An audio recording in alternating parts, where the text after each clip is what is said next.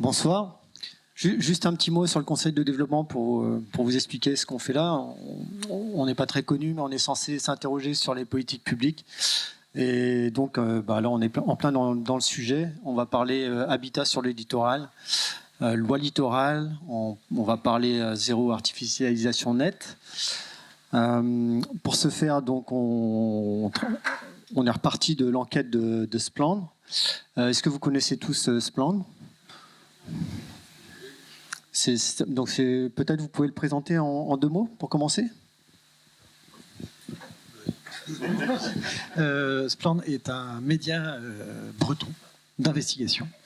C'est aussi un média qui est participatif au sens où il est financé par le public. Excusez-moi. Spland est donc un média breton installé à Guingamp.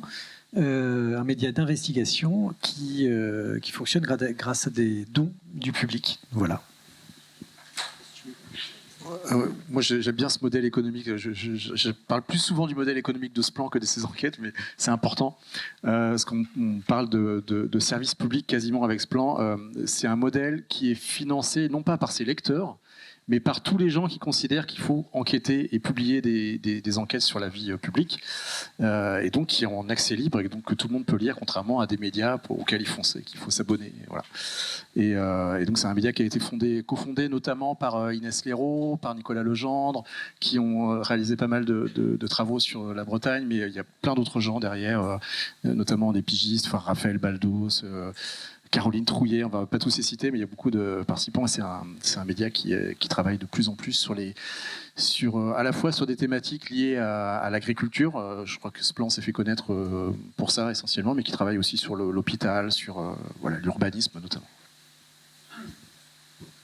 Voilà, ce qui me parle beaucoup aussi, c'est que c'est un média qui fait des enquêtes assez longues et assez fouillées. Je vous donne un micro. Vous parlez dans votre enquête d'un paradoxe breton, en quelque sorte, plus de béton et moins d'habitants sur le littoral. Est-ce que vous pouvez nous expliquer déjà comment vous avez commencé cette enquête ? Qu'est-ce qui a déclenché l'enquête en fin de compte ? Alors, on est vraiment arrivé au sujet selon des axes différents. Il se trouve que moi, j'avais déjà fait une enquête sur la loi littorale pour le journal Le Monde, que j'avais commencé tout bêtement parce que je passe des vacances en Bretagne. Moi, je suis parisien, mais je passe des vacances en Bretagne et j'avais vu des maisons se construire et je ne comprenais pas pourquoi elles pouvaient se faire construire parce que j'étais au courant de l'existence de la loi littorale. Et donc, c'est comme ça que j'ai commencé une première enquête. Une enquête que j'ai commencé plutôt sous l'angle légal, en fait. J'ai essayé de voir pourquoi comment ça se fait justement que malgré la loi, des constructions pouvaient se faire. Quant à Denis, il y est arrivé par un autre angle. Je vais le laisser. Oui, en fait, on a proposé presque en parallèle la même idée, enfin la même thématique, mais avec des angles différents. Moi, la particularité, c'est que je suis data journaliste. Enfin, j'ai fait longtemps du journalisme classique d'actualité, mais il y a 5-6 ans, j'ai bifurqué vers le... j'ai abandonné l'idée de poser des questions à des gens, à des vrais gens, et poser des questions à des bases de données, à des chiffres, à des tableaux statistiques, et c'est hyper intéressant. Alors déjà parce qu'ils vous contredisent pas, mais aussi parce que on peut les cuisiner assez longuement, on peut réfléchir à la manière dont on va les cuisiner et en extraire des informations intéressantes. Donc voilà, c'est toujours une approche journalistique, mais en fait, moi je prends des bases de données auxquelles tout le monde a accès. D'ailleurs, la plupart des bases de données que je traite, c'est des bases de données ouvertes que vous pouvez télécharger sur Internet sans problème. Et j'arrive avec un angle, c'est généralement une question, et j'essaye de leur faire sortir cette réponse que parfois je n'attends pas. Et en l'occurrence, la question que je proposais de poser avec Spland, c'était une question très naïve, parce que je trouve aussi que les questions naïves sont toujours très fécondes. Ma question naïve, c'était il y a une loi qui empêche de construire sur le littoral, enfin qui en tout cas limite sur les constructions sur le littoral. Donc il n'y a pas de raison qu'en 2023, 2024, on continue encore à construire largement sur le littoral. Donc je suis arrivé très naïvement, d'ailleurs avec une connaissance très minimaliste du sujet. C'était d'ailleurs, je crois, après la lecture de l'article de Jérémy dans Le Monde sur l'artificialisation du littoral breton. Et je me suis dit, je vais traiter le problème via des bases de données. Alors, il y a notamment une base de données qui s'appelle la BD Topo, qui est une base de données gérée par l'IGN, qui est extrêmement précise, avec plusieurs millésimes, c'est-à-dire plusieurs... il y a plusieurs années. Alors, j'ai pris la base de données de 2014 et j'ai commencé par... je simplifie, mais j'ai compté les bâtiments qui étaient dessinés sur la BD Topo. Je les ai tracés sur une carte et ensuite j'ai fait ce qu'on appelle un buffer techniquement. Et en fait, j'ai fait un petit halo autour. Et je me dis, tiens, je vais faire des halos autour de toutes les maisons et puis voir si cette tâche s'est étendue les années suivantes. Donc j'ai fait la même opération en 2024 et puis on s'est dit, là aussi naïvement, voyons comment cette tâche urbaine telle que, là aussi naïvement on l'a définie, parce qu'il y a plein de manières de définir l'urbanisation et la consommation d'espace, comment ça s'est étendu. Et la surprise, c'était évidemment de constater que ça s'étendait, ça continuait de s'étendre, et que ça continuait de s'étendre dans des zones qui ne sont pas censées accueillir de l'urbanisation, en tout cas certains types d'urbanisation, et notamment de l'urbanisation, alors je dirais pas de loisirs, mais notamment des résidences secondaires. Voilà. Et oui, on peut peut-être... juste pour vous montrer ce que ça donne une fois qu'on les pose sur une carte.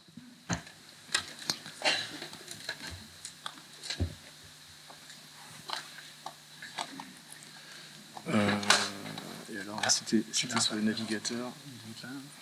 Ok. Ça marche pas. C'est celui-ci ? Ouais, je pense. C'est un autre. Ouais, c'est celui-ci. C'est bon, C'est bon. Voilà.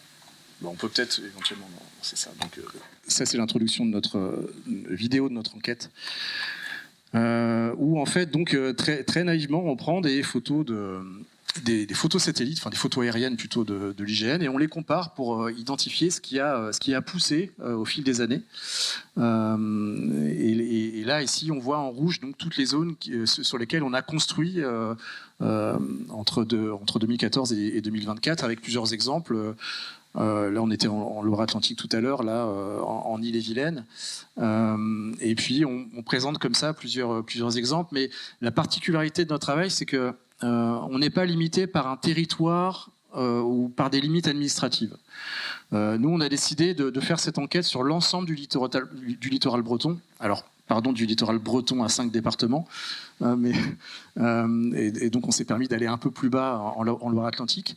Et on a défini comme ça notre terrain d'étude, là aussi librement, sans demander leur avis à des élus ou à des collectivités locales.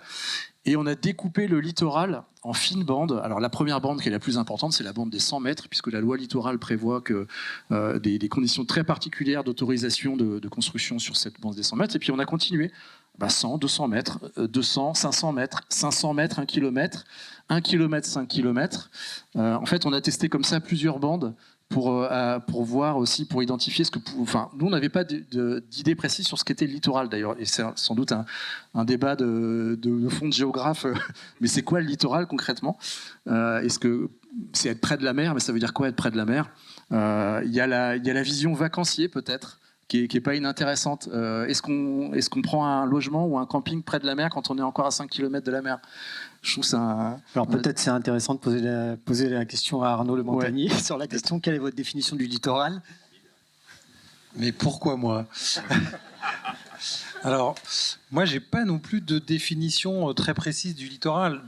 Lorsqu'on réfléchit à des documents de planification, on va effectivement se poser la question de où se situe cette fameuse limite de la bande des 100 mètres. Et puis, on va aussi regarder ce qu'est la notion d'espace proche du rivage. Parce que il y a cette première bande de 100 mètres sur lesquelles il y a eu un principe simple, c'est qu'on n'urbanise pas dans la bande de 100 mètres, en dehors des espaces déjà urbanisés. Et voilà, et cette notion-là n'est pas sans conséquence sur les résultats de vos travaux. Et puis, il y a cette deuxième bande qui est les espaces proches du rivage. Alors là, il n'y a pas d'interdiction formelle de construire dans les espaces proches du rivage, mais il y a un principe qui veut que l'extension de l'urbanisation dans les espaces proches du rivage est limitée. Alors qu'est-ce que ça veut dire extension limitée? Eh ben ça, quand le législateur l'a écrit le 3 janvier 86, et il n'a pas précisé ce que ça voulait dire, et c'est 40 ans de jurisprudence qui aujourd'hui nous permettent de dire déjà ce que c'est que les espaces proches du rivage, parce qu'il a fallu aussi documenter, enrichir, et ça c'est la jurisprudence qu'il a fait, ce qu'étaient les espaces proches du rivage, et ensuite documenter ce qu'était la notion d'extension limitée de l'urbanisation dans ces espaces-là. Donc moi, dans le travail que j'ai à faire avec les élus, c'est surtout cette notion d'espace proche du rivage qui va avoir son importance, et puis après, on peut être sur une commune qui a un littoral, et pour lequel cette notion ne va s'appliquer que sur une très petite partie du territoire.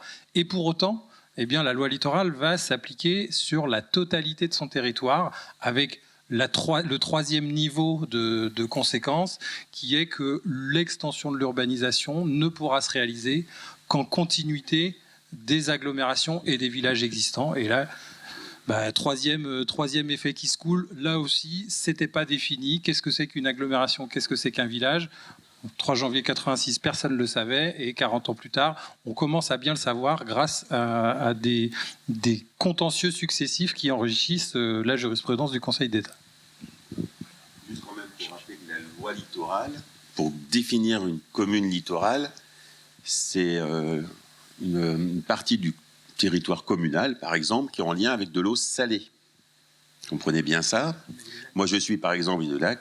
Moi, quand je suis dans une commune littorale, je n'ai pas de plage, j'ai des rivières.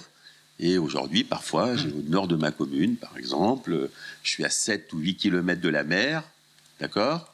Elle est soumise à la loi littorale. Par chance, parfois, on a décidé que il y avait un moulin qui arrêtait en gros la mer Salée, et que la commune qui est juste à côté, qui est peut-être même plus proche de la mer, elle n'est pas commune littorale. Donc à un moment donné, je l'explique aussi parce qu'il faut comprendre beaucoup de citoyens qui ne comprennent pas pourquoi à un moment donné aussi, on a pu construire parfois derrière un petit peu, alors dans ce qu'on appelle le rétro-littoral, mais juste à la commune qui est juste à côté, ils peuvent construire et eux, ils se disent mais je suis soumis à la loi littorale, c'est complètement aberrant, je suis dans une dent creuse et j'ai un terrain qui est juste à côté de chez moi, comment ça se fait que je ne peux pas construire? Et le plus souvent, et ça sera un vrai sujet par rapport après à nos débats, c'est de savoir là aussi, j'ai un terrain, j'ai un jeune qui travaille dans l'entreprise, je sais pas moi, à côté, pourquoi il ne peut pas construire là alors que je vois construire en effet des maisons? Et il y a un problème à un moment donné qui arrive social en disant mais pourquoi les gens riches, eux, ils peuvent construire peut-être devant et moi, je n'ai pas le droit de construire sur la commune où je souhaiterais vivre avec ma famille. Donc là aussi, et si on définit littoral, moi je le dis à mes étudiants, ils sont là, et merci d'être présents, c'est en fait de l'interface terre-mer, quoi. C'est-à-dire que le littoral aujourd'hui, quand on va aller un peu plus dans les terres, aujourd'hui à 20 km, voire aujourd'hui le centre-Bretagne peut être impacté par cet impact qu'on a sur les littoraux. Et on voit ces jeunes populations, il faudrait avoir des cartes, je vous avais montré, mais si on prenait la carte de la jeunesse, on voit que les jeunes sont de plus en plus loin parce que voilà, c'est le repli par rapport au prix du foncier qui a explosé. Mais ça, vous en parlez très bien aussi dans votre étude. Là, on a le... N'anticipons pas trop sur la loi littorale. Moi, j'avais compris que le littoral avait une définition d'une bande côtière de 30 km. Mais si ça n'a aucune valeur légale, pas de souci. Mais en tout cas... Ce qu'il faut savoir, juste pour compléter, il y a une commune dans le pays des Abers qui a décidé de donner sa bande littorale à son voisin. Elle a dit comme ça, moi je suis plus du littoral. Ce qui est un peu aberrant parce que résultat, la bande, ils ont donné en gros la bande des 100 mètres, mais ça veut dire qu'il y a quand même des espaces proches du rivage qui sont plus protégés. Donc c'est en fait un peu aberrant. mais ça veut dire qu'il y a des communes qui ont réussi, enfin qui ont voulu et qui ont réussi à s'en détacher. Alors, du coup, est-ce que vous pouvez nous expliquer votre carte? Je suppose que les points orange sont les points d'urbanisation dans la zone littorale telle que vous l'avez définie. Alors, donc ici, les zones grisées sont les zones qui étaient construites en 2014. Alors là aussi, c'est des choix par arbitraire, mais quasiment, parce qu'il y a plein de manières de représenter l'urbanisation. Ici, on représente en gris les zones sur lesquelles il y a des bâtiments, donc avec une espèce d'enveloppe qui permet de lisser un peu tout ça, mais aussi les axes routiers, ils sont en gris. Et donc les zones en rouge, c'est des zones nouvellement construites entre 2014 et 2024.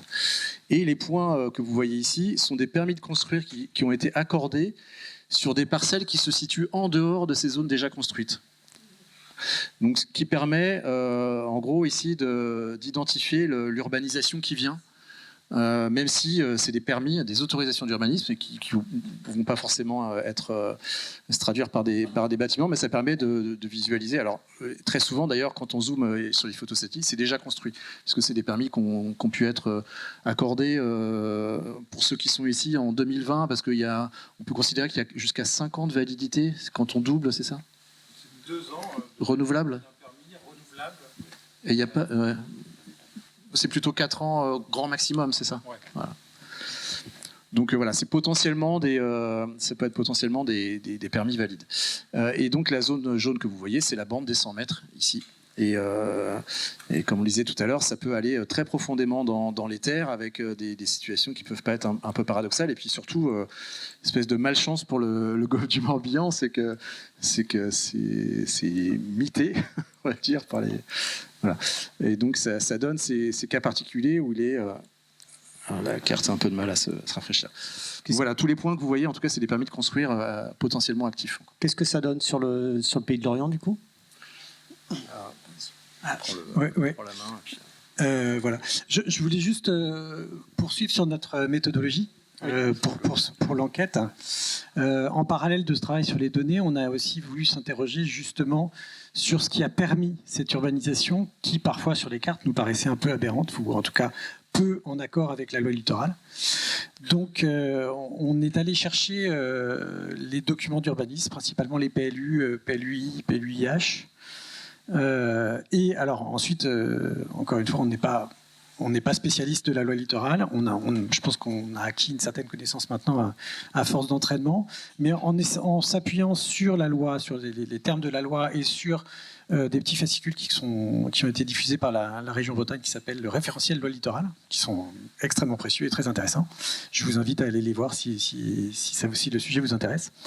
Et en s'appuyant sur ce fascicule qui présente en fait en grande partie la jurisprudence et donc qui essaye de montrer qu'est-ce qui se fait et qu'est-ce qui se fait pas. Et donc en s'appuyant là-dessus, on a essayé de voir, d'analyser tous les PLU du littoral breton et essayer de voir ceux qui nous semblaient dans les clous. Parce que c'est vraiment ça. C'est, comme disait très bien Arnaud, les termes de la loi sont très très flous. Le terme de village, par exemple, n'est pas précisé. Le terme de hameau, le terme de qu'est-ce que c'est qu'un secteur urbanisé, par exemple. Qu'est-ce qu'on peut appeler vraiment et qu'est-ce qu'on peut appeler une extension d'urbanisation. C'est-à-dire, en fait, tous les termes de la loi sont très très flous. Donc, sujet à interprétation et donc définis par la longue jurisprudence, 40 ans de jurisprudence maintenant. Donc, en s'appuyant là-dessus, on a essayé de faire de brosser tout ça, et on a aussi regardé ceux qui étaient à jour, parce qu'il y a une série de lois. Il y a la loi Elan, par exemple, qui a ajouté des choses à la loi littorale. Et donc on a essayé de voir lesquels étaient à jour, lesquels n'étaient pas à jour, lesquels nous semblaient dans les clous, lesquels ne nous semblaient pas dans les clous. Et au début, j'avoue, moi j'avais l'envie de voir aussi, de comparer ça, la carte des PLU avec les actions des associations, pour voir un peu comme chez vous savez, les fabricants de médicaments qui essayent de voir avec une zone témoin, une zone pas témoin, est-ce que le médicament marche ou pas, est-ce que ça marche avec des associations qui protègent le littoral ou pas. Ça, finalement, on n'a pas réussi à le faire, on n'a pas eu le temps. Mais donc voilà, de fait, on a trouvé quand même qu'il y a une grande majorité des PLU qui sont pas tout à fait dans les clous, avec au minimum 2 ou 3 zones qui sont pour le moins litigieuses, ou en tout cas fragiles juridiquement. Enfin, c'est plus question de fragilité. Et constatant cela, et aussi voyant aussi le nombre de permis qui sont accordés, on s'est demandé pourquoi il y a autant de documents d'urbanisme qui nous semblent pour le moins discutables, on va dire ça, disons-le comme ça, et pourquoi il y a autant de permis qui sont aussi accordés et réalisés ensuite, et qui eux aussi sont discutables parce qu'ils ne sont pas forcément... Et donc on est allé essayer de voir ce qui se passait dans la chaîne la chaîne de responsabilité finalement, la chaîne de responsabilité d'urbanisme à la fois sur la validation des documents d'urbanisme, la validation des permis, et en essayant de voir ce qui se passe au niveau du particulier ou du promoteur qui essaye de déposer un permis ou un permis d'aménager ou un permis de construire, et ensuite ce qui se passe au niveau du service d'urbanisme des mairies, qu'est-ce qui se passe ensuite au niveau du contrôle de légalité des services préfectoraux. Voilà, donc on a vraiment essayé de couvrir tout ça, et en analysant aussi les PLU, essayer de voir, parce qu'il y a quand même des PLU qui nous paraissaient vraiment problématiques. Comment on avait réussi à faire passer un PLU aussi problématique finalement? Comment c'est possible que dans certains endroits, on a ce qu'on appelle des ruptures d'urbanisation. Alors les ruptures d'urbanisation, moi j'aime bien les définir par le moment où on est en voiture, on a le droit de dépasser 50. Voilà, en gros, il y a une rupture d'urbanisation. Souvent, ça va être un bois, ça va être une rivière, ça va être un lit de rivière, ça va être une zone humide, ça va être même un champ ou des choses comme ça. Et ces zones d'urbanisation sont vraiment, dans la loi littorale, les protège, on n'a pas le droit de les franchir, c'est un peu le mur du son. Et pourtant, il y a des endroits où on arrive à les franchir, et je voulais voir comment c'était possible. Comment c'est possible aussi qu'on ait des extensions d'urbanisation à des endroits qui nous paraissaient pas forcément très, très sains. Ça veut dire qu'au-delà du travail sur les datas que vous avez fait, vous avez été voir les maires, vous avez été voir les services d'urbanisme, enfin quelques-uns du moins. Quelques-uns du moins. Et on a essayé aussi d'aller contacter les services des préfectures. On n'a pas eu forcément beaucoup de chance, mais on a réussi à contacter quelques personnes qui ont bien voulu nous parler. Dans votre enquête, donc il y a un deuxième terme au paradoxe, c'est que vous voyez ces permis de construire que vous trouvez un petit peu étranges, et vous constatez également en fait qu'il y a moins de population sur la bande littorale. Comment vous avez fait ce constat, et qu'est-ce que vous pouvez en dire? Comment vous quantifiez le problème? On a utilisé les données de l'INSEE, les données du recensement. Alors là, pour le coup, de deux recensements, celui correspondant à 2014 et de 2020. Et on a regardé un peu les évolutions de population, en sachant que on ne s'est pas trop intéressé aux communes dont les populations stagnaient, parce que, voilà, ça expliqueront très bien, c'est pas parce qu'on construit dans une commune que la population va augmenter de suite, parce qu'il y a un phénomène de distension, je sais pas comment on appelle ça, de la décohabitation, c'est ça, tout simplement une famille, les enfants partent, ils vont s'installer à côté, ils construisent une maison pour les enfants, voilà, donc c'est tout à fait logique, c'est la commune qui vit, quoi, et qui s'étend naturellement.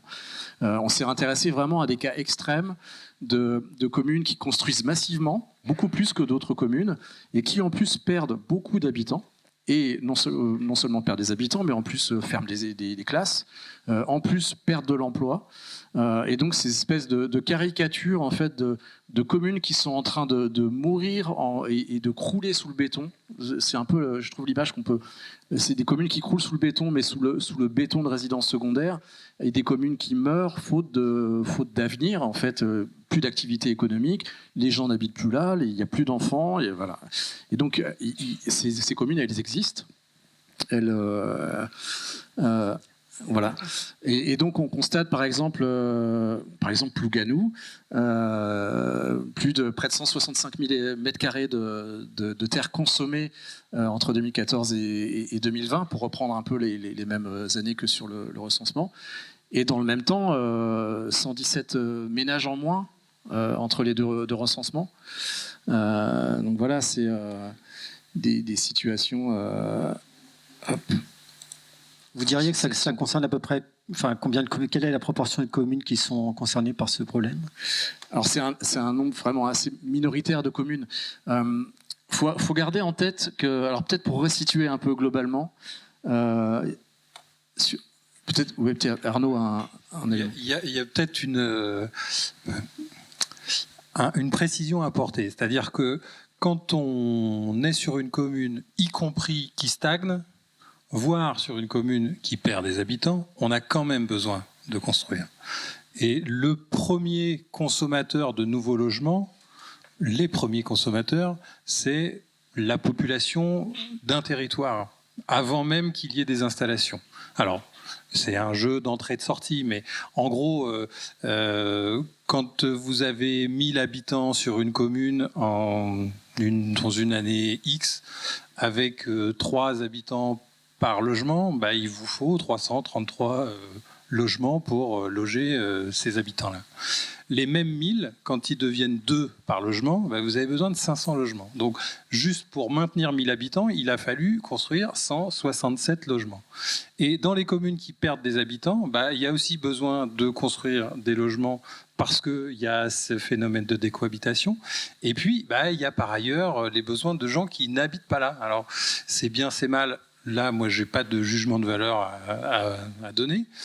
En tout cas, il y a un article du préambule de la Constitution, la Déclaration des droits de l'homme et du citoyen, qui veut qu'en France, la propriété est un droit inaliénable et qu'on ne peut pas décider à l'avance, et même dans la vie d'un bien, s'il doit être une résidence secondaire ou une résidence principale. Alors, nuancé un petit peu depuis une loi de novembre 2024 qui a été adoptée par le Parlement pour réguler les locations de courte durée, les meublés de tourisme.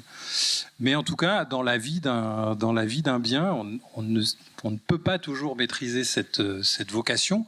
Et donc, bah, le stock de logements existants, il va petit à petit basculer vers de la résidence secondaire. Et donc, finalement, on va être obligé de construire des logements neufs pour continuer à maintenir la population sur place, même si petit à petit, on la voit diminuer. Donc, faut prendre garde à ne pas assimiler on construit et on perd. Enfin, voilà. Et oui, tout à fait. On a regardé les choses un peu naïvement, et c'est pour ça qu'on essayait de se modérer, parce qu'on en avait discuté aussi avec le Delors à une époque au cours de l'enquête, qui nous avait alerté sur ce phénomène de cohabitation qui impliquait. Donc on a pris vraiment les cas plus extrêmes. Et pourquoi on a fait cette comparaison ? C'est uniquement pour essayer d'apporter une réponse à l'argument qui est le plus souvent avancé par les élus, qui défendent une politique d'urbanisation, d'ouverture, de développement, quoi. Et donc la réponse qui est faite le plus souvent, mais c'est un peu souvent côté des élus qui ont cette espèce d'image du maire bâtisseur et qui doit rester un maire bâtisseur en continuant à construire sur son... C'est que construire sur sa commune, ça assure le développement. Enfin, en tout cas, c'est dans les très grandes lignes l'argument qui est le plus souvent développé. Et donc là aussi, naïvement, on s'est dit, vérifions si construire, au même titre que construire une autoroute, ça assure le développement, ouvrir à l'urbanisation des terres naturelles, ça assure le développement, vérifions si ça se voit dans les statistiques. Et donc c'est là aussi, naïvement, et évidemment qu'il y a plein de cas particuliers, mais il y a quand même là aussi une minorité de communes qui sont dans l'excès d'urbanisation et avec un échec, un pari qui échoue de façon assez regrettable pour la commune et pour les habitants. Alors du coup, quel est votre... puisqu'en fait la loi littorale est censée protéger cette bande littorale, qu'est-ce que vous constatez en fin de compte ? Vous parlez d'une loi littorale qui est un petit peu avec des trous dans la raquette, quelque part. Quel est votre sentiment là-dessus ? Alors attention, en fait, je pense qu'il y a une... Alors, et d'ailleurs, c'était moi-même, j'avais un préjugé sur cette loi littorale. Je pensais qu'elle était là pour freiner l'artificialisation des sols. Or, en fait, elle n'est pas là pour freiner l'artificialisation des sols. Elle est là pour freiner le mitage. C'est-à-dire le fait d'avoir des maisons un peu partout saupoudrées sur le territoire.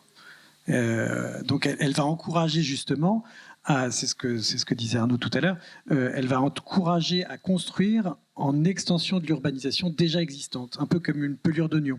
On a un oignon, on va rajouter une pelure d'oignon, puis une autre, puis une autre, puis une autre. Donc finalement, premier problème, elle n'est pas là pour freiner l'artificialisation, du tout. Il s'est marqué nulle part finalement. Donc on ne va pas compter sur elle pour freiner l'artificialisation. Quelque part, elle a quand même freiné l'artificialisation du littoral depuis 40 ans. peut-être c'est toujours intéressant quand on essaye de comprendre une loi, d'aller examiner les débats parlementaires. Et en fait, dans la construction de la loi littorale, les objectifs, c'était d'abord de protéger des paysages. C'était effectivement pas du tout de mettre fin à de l'urbanisation. C'était un peu sur les constats que certains littoraux, alors je ne veux pas citer de région en particulier, mais il y avait des zones sinistrées en France où on voyait effectivement poindre ce risque de conurbation complète de certains littoraux. Et le souhait du législateur a été de dire attention, on continue à construire sur le littoral, mais on essaye de préserver des espaces naturels. C'est les fameuses coupures d'urbanisation, notamment dont vous parliez tout à l'heure. C'est ça le fond. C'est effectivement pas de mettre fin à l'urbanisation sur le littoral, c'est de préserver les paysages littoraux. Je faisais un zoom sur la boule, c'est pas Je sais pas cité.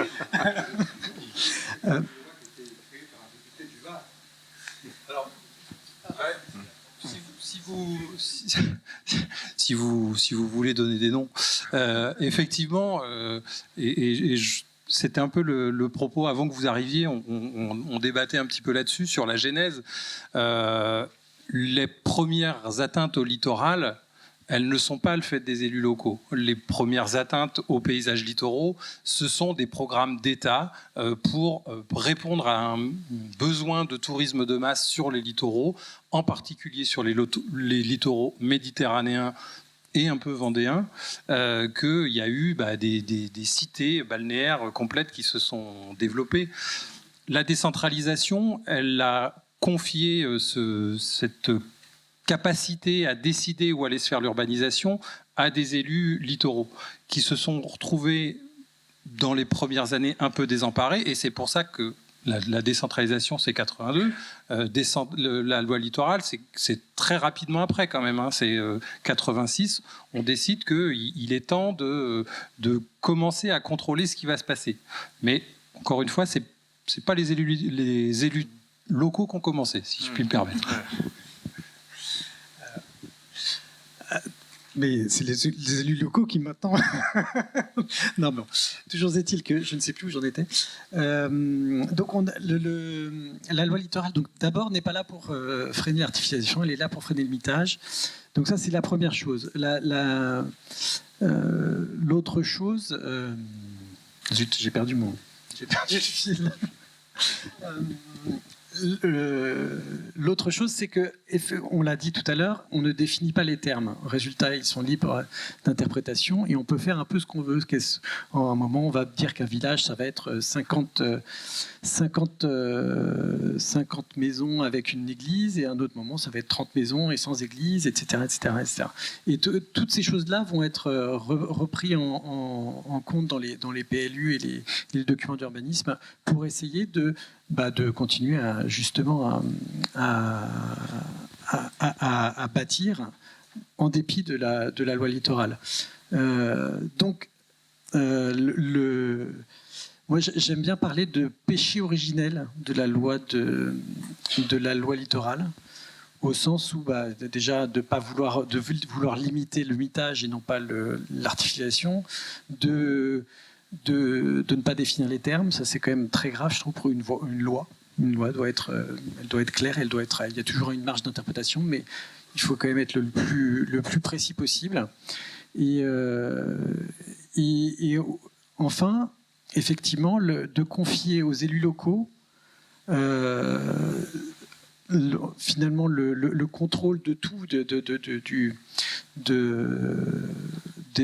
l'élaboration des documents d'urbanisme jusqu'à la validation des permis de construire, c'est aussi en quelque sorte faire rentrer le loup dans la bergerie dans certains cas. Je ne pas dans tous les cas. Non.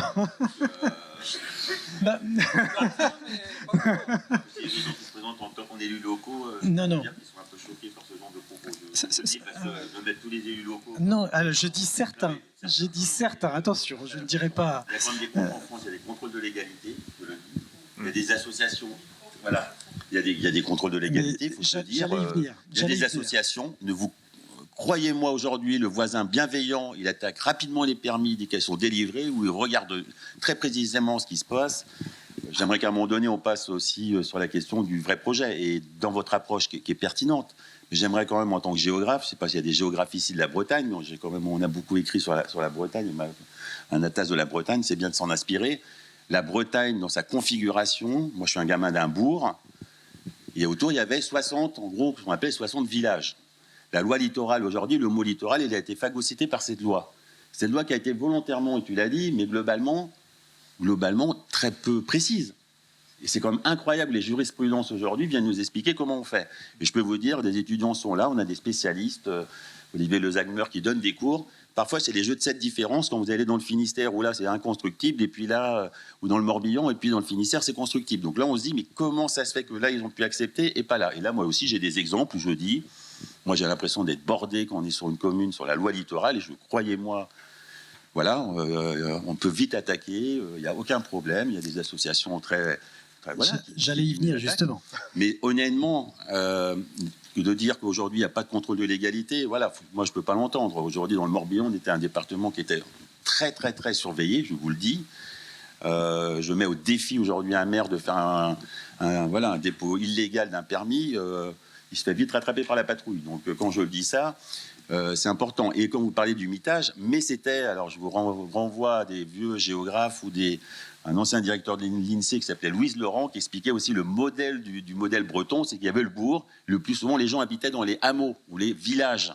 Et aujourd'hui, il y a beaucoup qui ne comprennent plus en disant, mais dans mon village où il y avait peut-être une dent creuse, comment ça se fait que la loi littorale m'empêche d'urbaniser, alors que aujourd'hui, on étend, en effet, c'était aussi la loi qui disait il faut étendre dans les extensions d'urbanisation.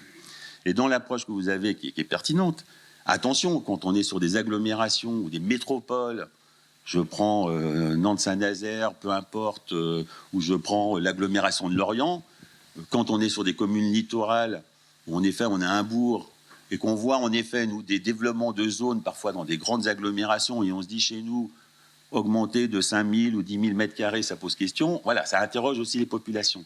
Dernier point, mes parents, quand ils ont construit dans la commune, on leur demandait de construire sur 5 000 mètres carrés de terrain. 1970, 5 000 mètres carrés de terrain. Aujourd'hui, quand on fait de l'urbanisation, les 5 000 mètres carrés de terrain, on les voit, nos projets, on fait sur 250, 300 mètres carrés, voire aujourd'hui, on dit aux jeunes, bah c'est fini, hein, votre maison avec jardin, vous oubliez, ça sera un appartement dans nos cœurs de bourg. Et moi, comme géographe, je le vois, et c'est une notion de densité, on en parlera, mais qu'est-ce que j'entends pas de certains collègues qui disent « Ah, bah, il faut densifier ». Ok, moi, j'ai aucun problème. Ou il faut faire la ville sur la ville. Moi, quand je suis dans ma commune, c'est faire mon bourg sur mon bourg. C'est quand même différent de dire faire la ville sur la ville. Alors, j'étais l'autre jour à Nantes, une commune qui s'appelle Saint-Sébastien-sur-Loire. Je me balade, j'ai connu la commune où il y avait des maisons de ville comme Rennes, et tout d'un coup, maintenant, on voit en effet des collectifs, c'est la vie, ça va évoluer, on supprime les maisons, c'est des nouveaux modèles urbains. Donc là, en effet, j'entends, l'enjeu, ça va être de savoir aujourd'hui, est-ce qu'on accepte des nouvelles populations? Question. Je vois Gilles Poupard, on fait des conférences aussi, on a eu un démographe la dernière fois. Aujourd'hui, vous savez combien il y a d'enfants par femme en Bretagne? Le chiffre 1,55. 1,55. Ça renouvelle même pas les générations, et ça veut dire qu'aujourd'hui, nos ménages qui arrivent, même de jeunes, auront-ils un enfant? Peut-être un. Donc ça veut dire aussi, on a des modèles de maisons qui vont certainement changer, ils vont acter qu'on va devoir partir sur autre chose. Mais il y a aussi le projet, quoi. Est-ce qu'aujourd'hui, on laisse urbaniser nos littoraux, nos communes littorales? On peut dire non, terminé, ou on densifie. Donc plus d'extension, et ça, de toute façon, la loi va nous le dire. Moi, je vois aujourd'hui avec le SCOT, ma commune, pour le coup, c'est 2 hectares qu'on va me demander. Et encore, on a dû manger à l'intérieur, dans le MOS, etc. Donc globalement, on va dire, faut densifier. Et vous croyez-moi, les promoteurs sont en train de regarder vos jardins avec beaucoup d'attention. Je pense qu'ils ont des photos aériennes de tout Lorient, l'Annestère, de toutes les communes autour pour dire, oh là, demain, cette maison-là, moi, je l'arrache, je te fais un immeuble et je vais pouvoir faire de la promotion. Donc, j'entends bien ce que vous dites. Oui, il y a eu parfois des aberrations. Ils ont été parfois rattrapés par la patrouille. Parfois, ça n'a pas été le cas. Mais je vous le dis en tant qu'élu, alors je prends ma casquette là, où je veux passer le Rubicon, mais je reste un enseignant et mes étudiants savent mon discours. Faites attention de ne pas mettre tout le monde aussi dans le même panier, parce que je pourrais vous montrer un cas sur la commune. Quand on fait de la maîtrise foncière, on fait une vraie volonté politique de les garder. C'est ça aussi les réponses. C'est-à-dire que le constat est toujours facile. Je suis aussi président de la commission locale de l'eau sur les algues vertes. Je sais ce qui se passe, je sais où il faut pointer les enjeux. Mais à un moment donné, voilà, au-delà du constat, il faut aussi des actions derrière correctrices, il en faut. Mais attention aussi, parfois l'urbanisme calculette, alors comment on fait ça peut poser problème. Ouais, mais j'ai pas beaucoup parlé. C'est vrai, c'est vrai. Je vous ai laissé parler, et parfois c'est très bien en technicien ou l'observation, mais quand il faut agir, voilà, je pense que je ne sais pas s'il y a d'autres élus, mais faire attention de ne pas jeter de l'opprobre en disant. J'ai bien dit certains. J'ai bien dit certains et je n'avais absolument pas l'intention de mettre tout le monde dans le même sac. Cela étant dit, sur la question du contrôle de légalité, justement, c'est une chose qui nous intéressait parce que les maires eux-mêmes, quand on les interrogeait, ils nous disaient, on leur disait par exemple, tel permis, comment ça se fait qu'il est passé? Et le maire, mais c'était 100% des réponses. 100%. Que le maire soit de bonne foi ou de mauvaise foi, qu'importe, 100% des réponses, c'était de toute façon, la préfecture n'a rien dit. Le contrôle de légalité de la préfecture n'a rien dit. Tout le monde se mettait, tous les maires, tous les élus, que j'ai interrogés, hein.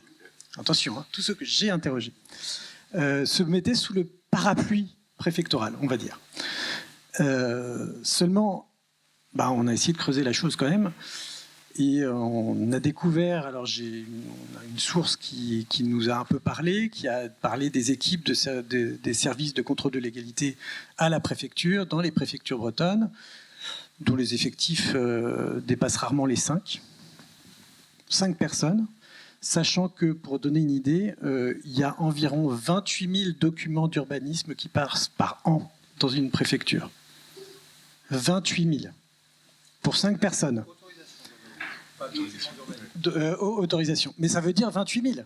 Je veux dire, c'est pas humainement possible. Donc on ne peut pas se réfugier derrière le parapluie préfectoral. C'est pas, pour moi en tout cas, j'ai du mal à imaginer que ça ce soit possible humainement. Voilà. D'autre part, nos sources aussi nous ont indiqué que les recommandations des services d'urbanisme ne sont pas toujours suivies. C'est-à-dire qu'il y a aussi parfois un manque de volonté d'appliquer la loi. Donc voilà. Vous êtes en train de dire qu'il n'y a pas les moyens de contrôle des permis de construire. En tout cas, c'est ce que nos sources ont bien voulu nous révéler, oui. Je voulais rebondir sur 2 choses en fait qui ont été dites à propos du fait que le taux de renouvellement était à 55 par famille. Vu d'un autre côté, en fait, il y a un certain nombre de jeunes qui ne font plus d'enfants parce qu'ils n'ont pas les moyens de se loger. Ça peut être vu comme ça aussi. Et juste, j'ai également suivi un petit peu la commission sénatoriale sur la loi, les 40 ans de la loi littorale. Et ce qu'ils expliquaient, c'était que c'était finalement une loi un petit peu caméléon et que la règle se faisait au niveau des SCOT. Ce qui explique qu'on ait des SCOT un petit peu différents d'un territoire à l'autre, si je comprends bien. Alors, je trouve cette interprétation un peu abusive. Le rôle du SCOT, c'est de retraduire localement. Alors, le SCOT, c'est le schéma de cohérence territoriale. Le schéma de cohérence territoriale, c'est un document qui est élaboré à l'échelle de plusieurs intercommunalités et qui va être un peu le plan guide ou le cahier des charges des plans locaux d'urbanisme qui vont être adoptés soit à l'échelle intercommunale quand c'est un PLU intercommunal, soit à l'échelle d'une commune. Et donc, le rôle du SCOT, c'est de redonner les termes de la loi littorale et comment localement elle doit être appliquée. Alors, je ne vais pas dire que c'est une interprétation, mais c'est une précision locale. Vous avez évoqué tout à l'heure cette notion de village. À combien on la situe? Est-ce que c'est à 50 logements existants? Et est-ce que c'est à 30? On a eu à faire ce travail dans le cadre du SCOT du Pays de Lorient.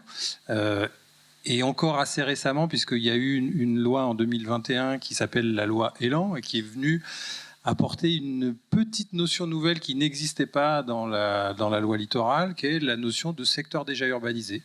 Parce que il y avait eu tout un mouvement porté par une association qui s'appelle les Plumés. Alors c'est un jeu de mots entre PLU et plumés parce que c'est des gens qui étaient propriétaires de terrains qui, dans des PLU, avaient été identifiés comme étant constructibles et puis qui, au moment de déposer le permis, à l'occasion d'un contentieux, finissaient par être refusés parce que ces espaces-là ne te répondaient pas à la logique de la loi littorale.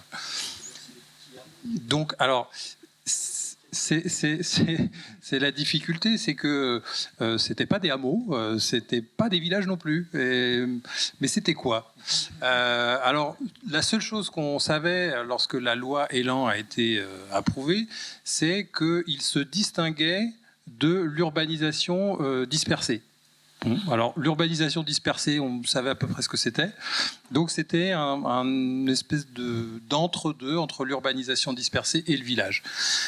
Il y avait une notion qui était quand même importante, il y avait un enjeu important à trouver la définition du SDU, parce que autant il est possible d'urbaniser en continuité d'un village, donc de poursuivre le développement, de rajouter la couche d'oignon que vous évoquiez tout à l'heure, autant le SDU, là le principe était très clair, c'est on peut construire à l'intérieur s'il y reste ce qu'on appelle des dents creuses, mais par contre, hors de question d'étendre son périmètre. Et donc il a fallu trouver localement une définition admise par l'ensemble des élus et aussi admise par les services de l'État. Et là, on passe quand même par une phase de négociation. On passe aussi par une phase d'analyse avec nos avocats conseils pour nous dire où est-ce qu'on met la barre. Soit on peut être attaqué si on est trop contraignant parce qu'on commet une erreur de droit, on abuse de la capacité à restreindre le droit d'usage des sols. Ou au contraire, si on ouvre trop grand la porte, on viole la loi littorale, encore une fois. Donc c'était un compromis pas très simple à trouver, mais en l'occurrence, sur le Pays de Lorient, ce compromis a été trouvé. Il y a une définition avec des critères d'organisation, des critères de nombre, et pour essayer de les identifier, ces secteurs déjà urbanisés, et de faire en sorte qu'ils ne soient pas 250, parce que ce serait encore abusé. C'est des situations un peu exceptionnelles. On est arrivé à 40 SDU identifiés, et malgré tout, on a eu du contentieux, avec sur juste cette modification pour identifier les SDU, avec d'un côté les associations de défense de l'environnement et de défense de la loi littorale estimant que on en avait identifié trop, que la définition était trop laxiste, et puis en face, des gens qui au contraire trouvaient qu'on avait un peu trop serré la vis et que eux ils se sentaient dépossédés de leurs biens et il fallait revoir tout ça.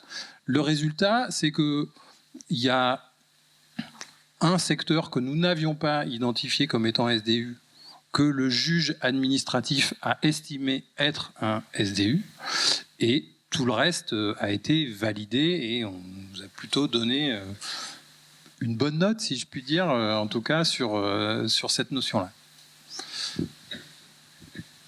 Et vous, monsieur Delzire, en tant que maire, donnez-nous l'adjoint. Ah non, pas maire.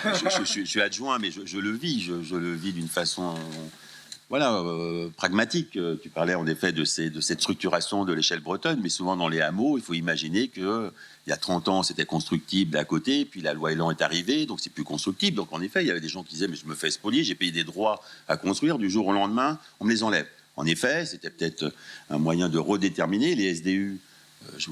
Ça s'est bien passé chez vous. Moi, j'ai eu une modification sur mon Pays d'Auray où ça a été attaqué et c'est tombé. Alors, pas forcément là-dessus, sur des notions qui sont en train d'arriver aussi de capacité d'accueil. C'est-à-dire, est-ce que nos territoires sont capables aujourd'hui d'accepter encore plus de population, sachant qu'on va être limité sur les questions de l'eau, sur d'autres sujets. Donc ça, je connais parce qu'il y a 20 ans, on a déjà parlé de cette notion de capacité d'accueil. Mais on voit bien que voilà, c'est beaucoup de lié à l'interprétation, etc. Alors, donc on essaie de mettre des cadres, comme tu l'as dit. Il y a des assos environnementales qui disent on construit trop, puis il y en a d'autres qui disent mais attendez, pour les populations, comment on les accueille aujourd'hui? Qu'est-ce qu'on propose pour les accueillir?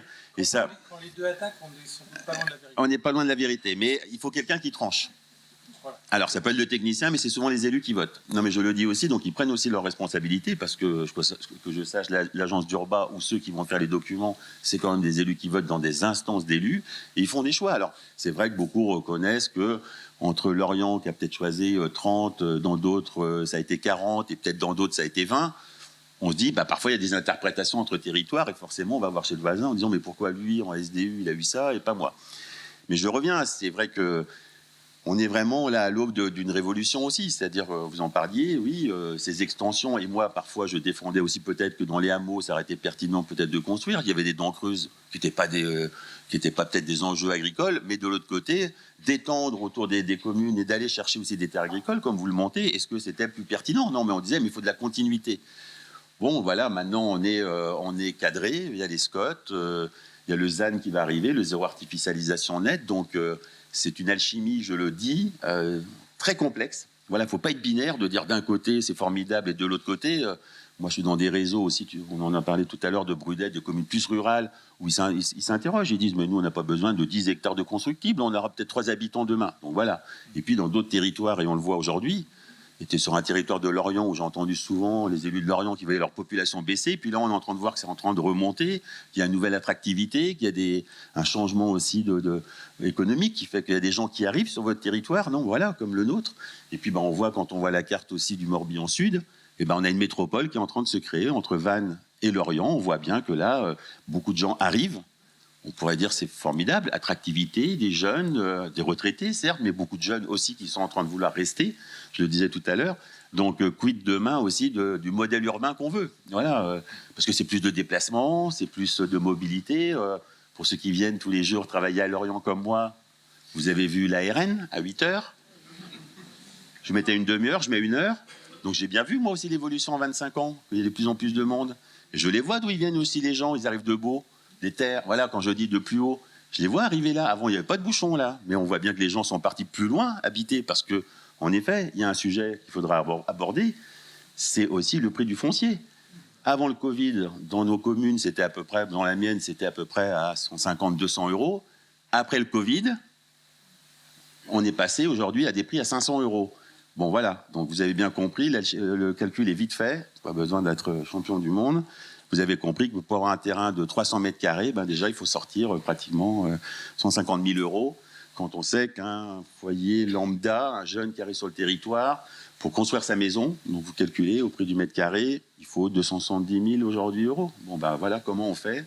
150 000 euros de terrain, à une maison à 120 000 euros, vous me dites comment vous faites. Moi, j'ai pas ce calcul-là. Donc, oui, on a construit, oui, les élus vont être confrontés, et je dirais les services aussi liés aux collectivités, de se dire mais où on va loger ces populations qui arrivent? Parce qu'ils arrivent, je vous le dis, on en parlait tout à l'heure. Moi, j'ai des couples de retraités, par exemple, du sud de la France qui sont en train d'arriver, changement climatique, etc., qui n'en peuvent plus, qui disent mais là, on est parfait, on a LGV, on va à Paris en 2h30, 3h.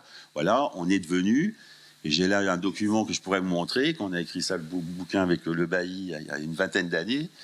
On disait, vous verrez, demain, ça sera l'Eldorado du Sud-Bretagne. Mais alors, on pourrait dire ça, mais le Sud-Bretagne, notamment, nous disait, non, on a encore, demain, on a encore on a encore le temps de voir venir. Aujourd'hui, on est face à cet enjeu d'urbanisme, de constructibilité, d'un nouveau modèle urbain. Vous ne trompez pas, dans des petits bourgs, on va voir arriver une nouvelle forme urbaine. C'est fini, la maison de mes parents, Néo-Bretonne, 5000 m² de terrain. Voilà, je vous mets au défi d'aujourd'hui de le faire sur le littoral, à moins que vous soyez des millionnaires. Donc voilà, donc on a tout cet enjeu, de répondre à ces enjeux forts. Juste, on a évoqué que le logement jusqu'à présent, mais la consommation de terre, c'est également les activités économiques, les activités agricoles. Qu'est-ce que vous avez recueilli comme data là-dessus ? Oui, sur les activités agricoles. Alors, on n'avait pas prévu de traiter ce sujet-là dans l'enquête. En fait, c'est vraiment venu à la fin. Et d'ailleurs, en dépouillant un peu une base de données formidable qui a été créée en Bretagne, et d'ailleurs qu'en Bretagne, parce que c'est un peu unique en France, il y a eu une initiative dans la région Bretagne est un peu pionnière, notamment sur le ZAN, avec une politique, il faut l'avouer, très volontariste, parfois à l'encontre des élus locaux sur la mise en application du ZAN. Et associé à cette démarche, il y avait l'idée de regardons très précisément ce qui a été consommé et allons un peu au-delà de ce que faisait notamment le CEREMA, qui considérait qu'à partir du moment où on posait j'exagère, une cabane de jardin sur une parcelle de 20 000 m², elle était consommée. Voilà. Et donc, il y avait cette notion de regardons beaucoup plus précisément ce qui est artificialisé en Bretagne. Et donc, il y a eu un travail important qui a été fait aussi, notamment avec l'agence d'urbanisme de Brest, et qui est associé d'autres. Et donc, c'est une base de données qui a été d'ailleurs mise à disposition au moment où on faisait, nous, l'enquête. Donc, en fait, on l'a vu un peu après. On avait commencé ce travail à partir de la BD Topo, et puis on a vu le MOS. Et en analysant un peu le MOS, il y avait notamment la question de la consommation par secteur d'activité, et notamment de consommation d'espace par l'agriculture. Et en fait, c'était un peu paradoxal, parce que quand on parle généralement d'artificialisation des sols, on dit on artificialise des sols aux dépens de la nature et aux dépens de l'agriculture. Et là, ça laissait entendre que l'agriculture pouvait aussi artificialiser des sols. Et alors, pas n'importe quelle agriculture, on ne parle pas d'un petit bâtiment d'élevage, en l'occurrence, en Bretagne, notamment dans le Haut-Léon, on parle plutôt des immenses serres. Et en fait, ça représentait des surfaces assez conséquentes, du côté de Saint-Paul-de-Léon notamment. Et on constatait que, par exemple, à Saint-Paul-de-Léon, plus de la moitié des consommations d'espace, en l'espace de 10 ans, c'était dû à l'agriculture. Autant que le logement. Donc c'est un cas très très particulier, Saint-Paul-de-Léon. Mais malgré tout, il y avait cette question-là. Et puis on a commencé à regarder un petit peu qu'est-ce qu'il en est justement de l'agriculture une fois qu'on va mettre en application le ZAN. Et on constate dans plusieurs textes, des déclarations, on fouille un peu dans les articles sur le sujet, que en fait il y a une sorte de lobbying qui est fait notamment par les chambres d'agriculture pour que les constructions liées à des exploitations agricoles ne soient pas prises en compte dans le calcul des terres artificialisées. Disant oui, mais non, mais les bâtiments agricoles, c'est pour l'intérêt général, c'est pour permettre l'installation des jeunes agriculteurs et autres. Oui. Ça c'est bucolique, sauf que quand on est dans le Haut-Léon, on n'est pas dans l'agriculture bucolique. En fait, c'est des serres immenses qui sont construites, c'est de l'industrie, quasiment c'est de l'industrie agroalimentaire, et dont on n'est plus du tout dans les mêmes ordres de grandeur. Et il y a eu une première alerte qui avait été lancée par un élu du Pays de Ré, donc très loin d'ici, enfin en Loire-Atlantique, qui signalait que attention, si on commence à prendre en compte les bâtiments agricoles dans le calcul, on va plus avoir le droit de construire quoi que ce soit, parce que chez nous aussi on construit des serres. Et donc on a constaté que au fur et à mesure, dans la mise en application du ZAN, qui n'est pas terminée parce que tout ça n'est pas encore complètement clarifié, mais qu'on ne prendra pas en compte les constructions agricoles dans le calcul de l'artificialisation. Donc il peut y avoir une sorte un peu d'injustice. Alors pourquoi l'agriculture et pas l'industrie de la chaussure ou pas les restaurateurs? Pourquoi eux et pas les autres, quoi. Donc on a constaté que pour l'agriculture, effectivement, en Bretagne notamment, il y avait une sorte de tolérance pour l'artificialisation par l'agriculture intensive. La proportion, c'est quoi? Pardon? La proportion? Ah, la proportion. Comment vous quantifiez la chose à peu près? Alors, dans le Haut-Léon, c'est quasiment la moitié de l'artificialisation des sols est due aux bâtiments agricoles. Je crois me souvenir qu'à l'échelle de la Bretagne, c'était quasiment, enfin, de mémoire, hein, je crois que c'était 370 hectares pour industrie et services réunis, et un peu moins pour l'agriculture. Mais en fait, l'agriculture à elle seule consommer presque autant que l'industrie et les services réunis. J'ai pas en tête ces proportions à l'échelle de la Bretagne. J'apporte juste une petite nuance. En fait, ce qui se passe, c'est que jusqu'en 2031, la loi climat et résilience ne nous invite pas à mesurer l'artificialisation des sols, mais la consommation d'espaces naturels, agricoles et forestiers. Et donc, quand il y a un bâtiment agricole sur un espace agricole, ça reste un espace agricole. Et donc, ça ne génère pas de consommation d'espaces naturels, agricoles et forestiers. À partir de 2031, on changera d'unité de compte et on regardera quelles sont les surfaces artificialisées. Et donc, à partir de 2031, oui, un bâtiment agricole, il générera de l'artificialisation. Alors c'est pour ça qu'il y aurait pu y avoir, mais pour l'instant j'ai l'impression que ce n'est pas le constat quand même, il y aurait pu y avoir la tentation de la part du monde agricole de se dire jusqu'en 2031, allons-y, construisons des bâtiments agricoles sur des espaces agricoles parce que jusqu'en 2031, ça ne rentrera dans aucun compte. Pour l'instant, ce n'est pas vraiment le cas. Enfin, il n'y a pas eu cette dérive qu'on aurait pu craindre initialement. Après, il faut garder en tête que l'agriculture, les constructions agricoles empiètent aussi sur des terres naturelles. Alors, c'est s'auto-phagocyte, hein, mais il y a des espaces naturels, notamment boisés, et des zones humides qui sont empiétées par des bâtiments agricoles. Bon, faut que je l'avoir en tête. Et juste une petite question, en tant qu'élu, est-ce que vous arrivez à vous retrouver dans toutes ces lois, entre la loi ZAN, la loi littorale, la loi Elan? Déjà, rien que sur la littorale, on a 20 heures par une ancienne de la DDTM ou Olivier Lezacmer. Donc ça demande déjà du boulot. Non, mais évidemment, on a des lois, mais les lois se succèdent. Vous savez, le législateur, en France notamment, est très pourvoyeur de lois. Après, les lois, je suis d'accord, il faut les appliquer. Et après, l'application, ça demande parfois des moyens, de l'ingénierie, des contrôles de légalité. Ça, il n'y a aucun problème. Donc voilà, je mets dans ma posture d'élu.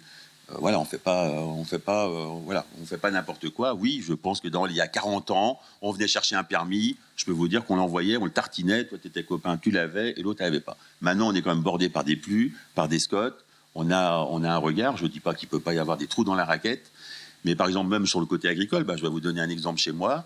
Des jeunes qui veulent s'installer, qui font du pain bio, qui ont des terres. Ils veulent avoir un magasin à côté de leur outil de production. Moi, on donne une dérogation de pouvoir construire un bâtiment. Donc, on peut concevoir que c'est de l'artificialisation.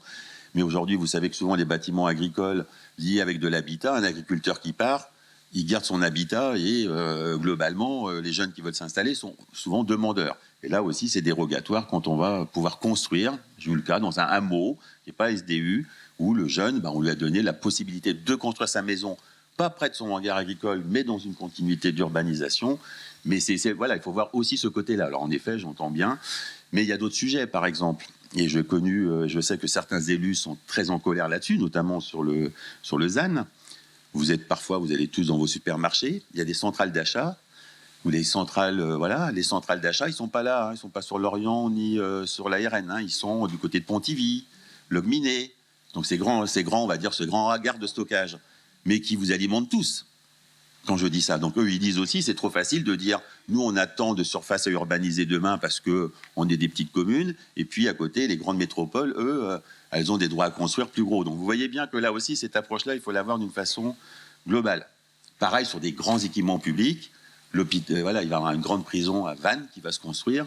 Là, c'est mis pour le service de l'État, mais ça va en effet gréver des surfaces, mais l'intérêt public passe au-dessus. Si demain c'est un hôpital, ça peut être les mêmes sujets. Mais je suis d'accord, c'est très compliqué pour des élus locaux. Donc moi aussi, je les défends. J'avais ce côté universitaire où quand on a écrit des ouvrages aussi, on était un peu encore défendant en disant c'est pas possible qu'on puisse laisser faire ça.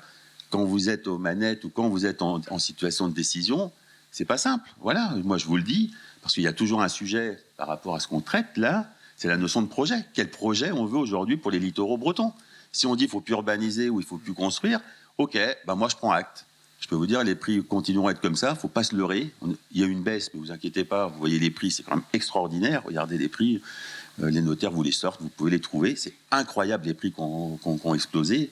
Je prends Lorient, une maison d'habitation qui était parfois pour des collègues à côté, on disait mais ça vaut rien, regardez aujourd'hui combien ça vaut. Même ici, on a des dimensions qui sont extraordinaires. Donc là, c'est aussi de se dire quel projet politique on veut. Est-ce qu'on veut des jeunes? Alors vous allez me dire des jeunes, pourquoi faire? Je ne sais pas, on a besoin de services. Moi, j'ai des populations qui vieillissent sur mon territoire, on l'a dit. Qui c'est qui alimente mon EHPAD en population? Qui c'est qui va aller dans les cantines des scolaires? Vous croyez que c'est qui? C'est des jeunes. Et ces jeunes-là, vous les logez où? Si je ne loge pas aujourd'hui à proximité de leur lieu de travail, croyez pas qu'ils viendront de 50 km dans les terres pour venir au SMIC travailler sur les littoraux. Donc là aussi, c'est une notion de projet qu'il faut y avoir derrière. C'est-à-dire que voilà, je suis un peu pas virulent par rapport. Vous avez fait une analyse, il faut avoir des chiffres. Il faut avoir des bases de données, il faut avoir des diagnostics, j'en ai fait beaucoup. Maintenant, c'est aussi le projet derrière. Et là, on peut aussi analyser le projet. Moi, quand je fais du logement pour des jeunes, Bah oui, je ne le fais pas pour que ça se construise peut-être des résidences secondaires de demain. Et comme l'a dit Arnaud, par contre, propriété, s'il y a une maison qui se vend, moi, à mon échelle de la commune, je ne peux pas acheter mes 10 maisons pour les capter ou faire de la maîtrise foncière. J'essaye de maîtriser ce que je peux. Et croyez-moi, souvent, on est volontariste aussi sur ces enjeux-là. Moi, juste sur l'empilement de normes, c'est vrai que ça crée un peu un stress de se dire qu'on vient de finir un document de planification et que un nouveau texte vient un peu remettre en cause ce qui vient d'être décidé, vient rajouter une couche. Ça cause du stress aux élus. Par contre, pour les techniciens, c'est formidable parce que ça nous évite le désœuvrement jusqu'à la fin de notre carrière.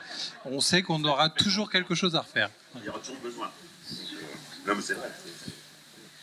Je voulais juste ajouter que nous, on ne trouve pas scandaleux que les terres soient artificialisées. En fait, moi, personnellement, j'ai pas d'avis là-dessus. On a regardé les choses très naïvement, mais ce qu'on a constaté, c'est que les engagements qui étaient pris par la loi, les paris qui étaient faits parfois par certains élus n'étaient pas tenus. Donc, c'est juste ça. Mais ce qu'on a constaté aussi en creux, c'est qu'en fait, il y avait plein de questions pas réglées dans ce sujet de l'urbanisation du littoral. Plein de questions pas réglées. On ne définit toujours pas ce qu'est le littoral. Moi, je ne sais toujours pas ce que c'est que le littoral. On ne définit pas ce que c'est que d'artificialiser. On ne sait pas ce que c'est que d'artificialiser. Est-ce que c'est consommer des terres? Est-ce que c'est artificialiser? On ne définit pas les raisons pour lesquelles il faudrait ne pas construire. Est-ce que c'est pour le paysage? Est-ce que c'est pour faire joli depuis la plage? Est-ce que c'est pour éviter qu'on imperméabilise des sols? Est-ce que c'est pour éviter d'avoir des ruptures de couloirs naturels d'écosystèmes? On ne sait pas pourquoi il ne faut pas construire, en fait. Construire, c'est bien si c'est pour... Enfin, il y a tellement de questions qui ne sont pas réglées avant d'observer le phénomène que c'en est problématique. Et puis, il y a évidemment, après, il y a le projet. Qu'est-ce qu'on veut faire? Et peut-être juste une observation sur ce que nous, on a constaté dans le... pour le coup... peut-être dans certaines communes le manque de projets justement. On a constaté du côté, alors ça c'est du côté de Lannion, je crois.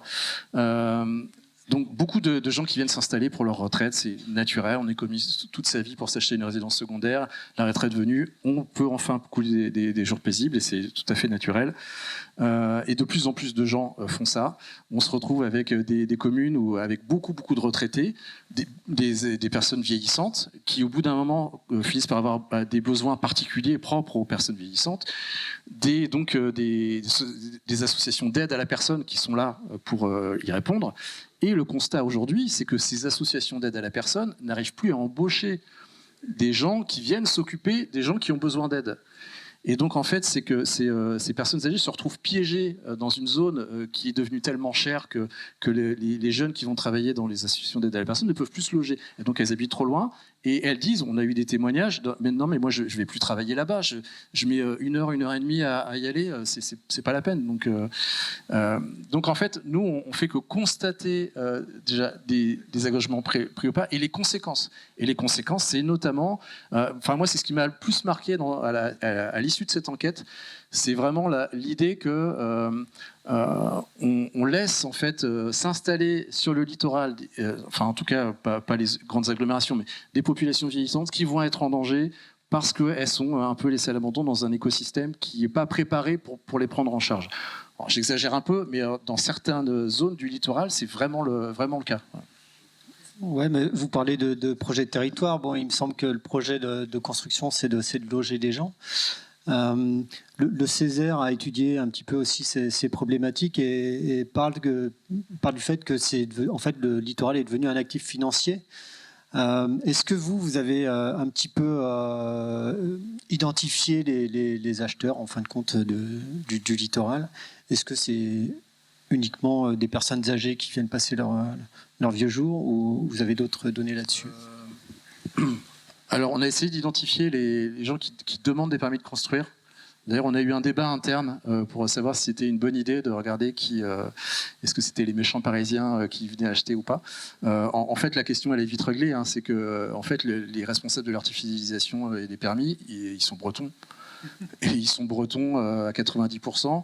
Et peut-être que sur la fine bande des 100 mètres à 200 mètres, enfin dans les calculs qu'on a fait sur l'origine, parce qu'on a le code postal en fait du demandeur du permis, enfin en tout cas de sa résidence actuelle au moment où il fait la demande de permis.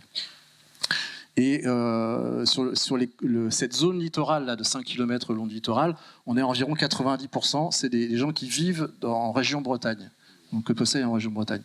Quand on se rapproche vraiment du littoral dans les 100-200 mètres, on constate qu'on est à 85%, c'est un peu moins, mais ça reste quand même l'immense majorité. Voilà. Et plus de la moitié, c'est des gens qui vivent dans le même EPCI. Donc c'est vraiment du local.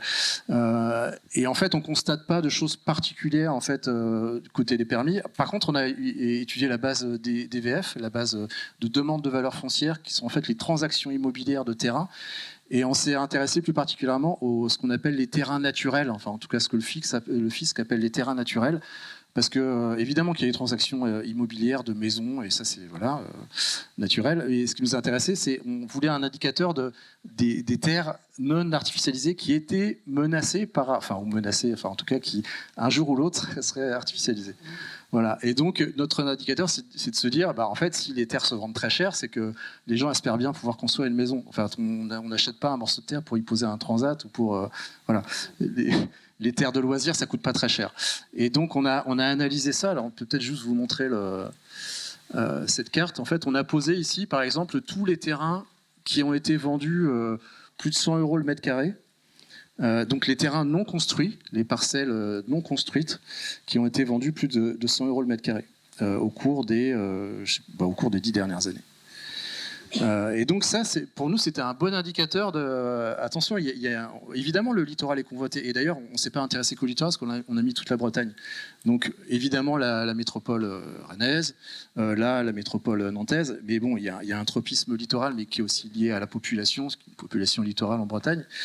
Et juste pour finir là-dessus, on a fait un petit graphique. Moi, j'aime bien regarder, comme on a analysé tout le littoral breton, on a essayé de faire une analyse par bande de proximité, et il y a un vrai phénomène sur le prix médian au mètre carré des terrains naturels. Et je trouve que c'est peut-être la meilleure démonstration de l'efficacité, s'il y en a une quand même, de la loi littorale. C'est que en fait, les terrains qui sont le plus proches de la mer, alors qu'ils sont... moi, je veux bien acheter un terrain au bord de la mer et construire et je serais prêt à le payer très cher, sauf qu'on sait très bien qu'on ne pourra jamais construire. Enfin, ce sera extrêmement difficile de construire. Donc en fait, ça, c'est un bon indicateur de... OK, dans l'intérieur, ça n'intéresse pas trop. Et en fait, la zone de danger, la zone de danger, elle est là, entre 200 et 500 mètres. C'est là que les terrains se vendent très cher, parce que les gens sont persuadés qu'ils vont pouvoir construire.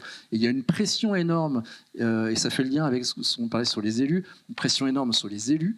En fait, moi, monsieur le maire, j'ai acheté un terrain et je l'ai acheté 200 € le mètre carré. Et vous allez m'interdire demain d'y construire une maison alors que j'ai économisé toute ma vie pour l'acheter. Vous voyez la pression auquel sont soumis les élus locaux. Et là, je parle de maire, je ne parle pas du président de l'EPCI ou de responsable du SCOT. C'est vraiment des gens qui sont soumis à la pression immédiate d'administrer à qui on va expliquer, non, pour le bien commun, vous ne construirez pas. Cette pression, elle est difficile à tenir, j'imagine, pour les élus. Peut-être pour compléter sur la question de qui sont les acquéreurs, effectivement, à travers les permis de construire, on a une indication simplement d'où ils viennent. On n'a pas de renseignements sur leur profil, est-ce qu'ils sont âgés, pas âgés, etc. Par contre, cette indication-là de qui vient vivre sur les littoraux, on peut l'analyser à travers les données des notaires que nous achetons. Alors ça, pour le coup, c'est pas une base de données accessible grand public, open data, c'est quelque chose qui est monnayé. Et dans cette base de données, on a l'origine géographique des acquéreurs de biens dans l'immobilier d'occasion, leur âge, leur régime matrimonial, est-ce qu'ils sont mariés, célibataires, etc. Le constat, c'est que ça n'est pas que des personnes âgées qui achètent sur le littoral, mais effectivement, l'âge médian des acquéreurs sur les communes littorales est plus élevé qu'ailleurs. Les budgets à consacrer à l'achat d'immobilier d'occasion sur le littoral étant ce qu'il est, évidemment qu'ils sont plus âgés. Sur la part des franciliens, puisque le francilien est le méchant de tout le monde, en fait, elle n'est pas plus élevée que ça. C'est bon an, mal an, 10% des acquéreurs.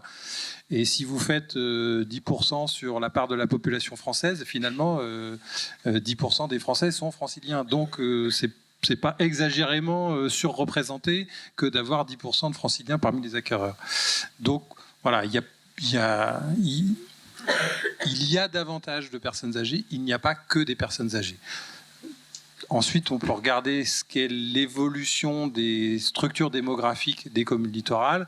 Et là, effectivement, ce sont des communes qui sont un peu plus vieillissantes parce que une fois qu'on y est, on y reste. Et la contribution au sol migratoire, elle est plus forte de la part des personnes plus âgées que de la part des personnes jeunes. Mais il y a quand même des jeunes à venir. Ne noircissons pas le tableau. Tout à fait. Et attention,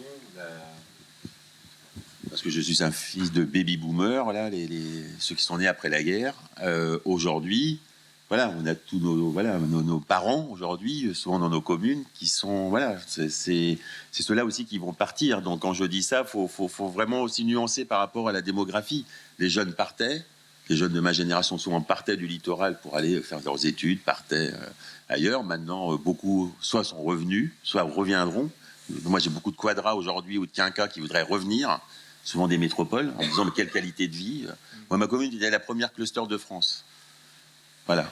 Quand vous avez eu le Covid, on était 15 jours avant en confinement. Voilà, on faisait la presse nationale. Et moi, j'ai vu des gens revenir en disant mais en fait, on vit bien. En fait, on n'est pas au bout du monde quand on est dans votre commune. Bah non, on a le golfe, Et là, ça a été un effet aussi sur les littoraux. Il y a eu des études qui l'ont montré où tout d'un coup, on s'est dit mais c'est pas mal de vivre autour du golfe du Morbihan. Dis donc, quelle qualité de vie. Regardez la qualité de vie qu'on a. Alors en effet, il y a des Parisiens qui peuvent, ou des gens dans les métropoles qui se disent « Oh là là, mais on n'en peut plus ». Mais c'est vrai qu'il y a eu ce phénomène-là. Mais c'est vrai que là, on le voit bien, il y a un vieillissement. Moi, dans ma commune, même en étant volontariste, en ayant fait du logement pour les jeunes, en ayant coincé le résidence secondaire, on est à 22%, on est même en train de baisser parce qu'on a fait du logement pour les jeunes.